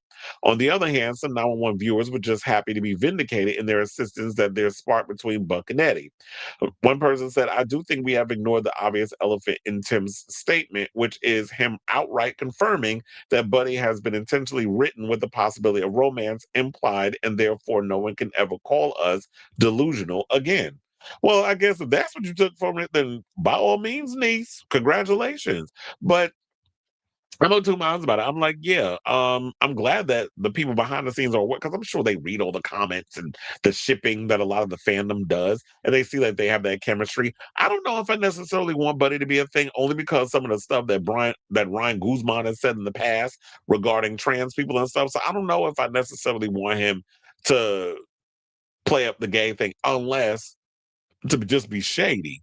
Then it's like, okay, well, let him get with another man, so that way you're gonna force his act to have to do an intimate scene with someone of the same gender. Since some of the things you said in the past makes it seem like you have a problem with the Levitical community.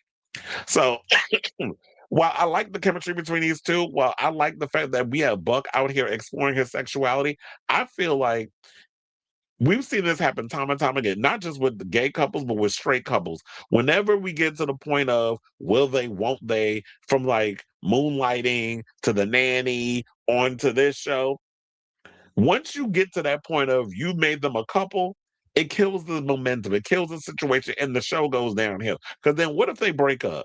What if they realize, like, we had this great chemistry and then we finally did the do, and then it was trash, and then it's not going to work out. Like, things change. Because we've seen that happen. It's like people who've been boyfriend and girlfriend for like 20 years, and the minute you get married, it's like it's a shift. It's like, damn, a year later we get a divorce. Look at Pam and Angelina Jolie and Brad Pitt. They was dating for a long time. The minute they got married, it became this disaster of a marriage. So we've seen that situation that has happened. So I don't know if I would necessarily want those two to get together. I think if someone is coming out and saying that they're into girls and guys, that let Buck explore his homosexual side a bit and date around and see other people and all this other stuff. I mean, I guess because he has a good relationship with Eddie's son Christopher, and they do come across as a couple. Like, there's that situation there that I can't see him screwing that up or whatever. But I like the idea that they keep them apart and they're all doing their own thing and dating different people and keep and edging y'all, I guess. So I know a lot of y'all are just mad about the situation. It is what it is, but I do have to say I agree with some of the fandom where they all said that they love the fact that Tim Minear is coming out as somebody who's behind the scenes of the show. He's well aware of Buddy. So shout out to y'all.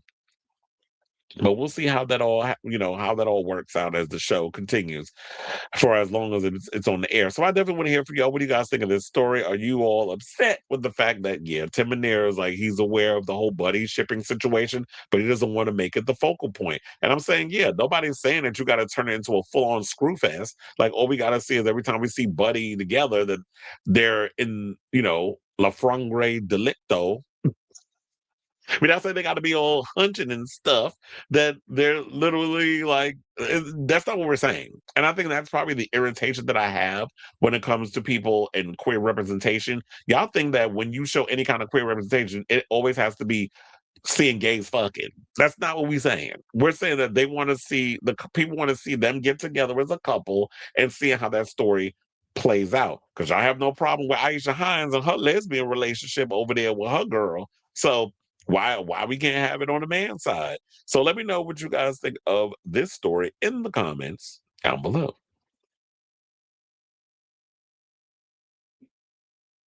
All right, so now let's see what the people are saying in the comments.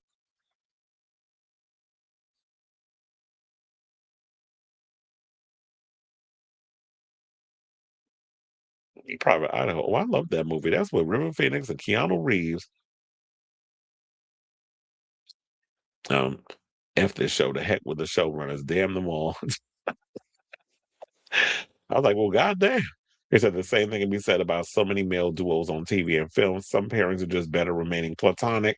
Byler being one example. Well, first of all, here's the thing about Byler. The thing that irritated me about that, they didn't.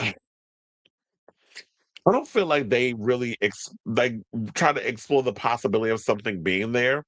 Because I would have loved to have seen that. And also with the whole Will coming out situation, I just felt like that whole coming out scene was clunky. It just didn't feel like it fit. Like the world's about to come to an end, and now all of a sudden you want to have a long-winded ass I'm coming out party in front of people who have no real connection to you. Like you had all these other people that had no instant connection with you in that throughout your whole life in that room, and you coming out to all these people. Like it wasn't realistic. The Duffer Brothers just screwed. Don't even get me started on this past season, because y'all already know how I feel. Like I'll be here all night going in on how that last season was a mess.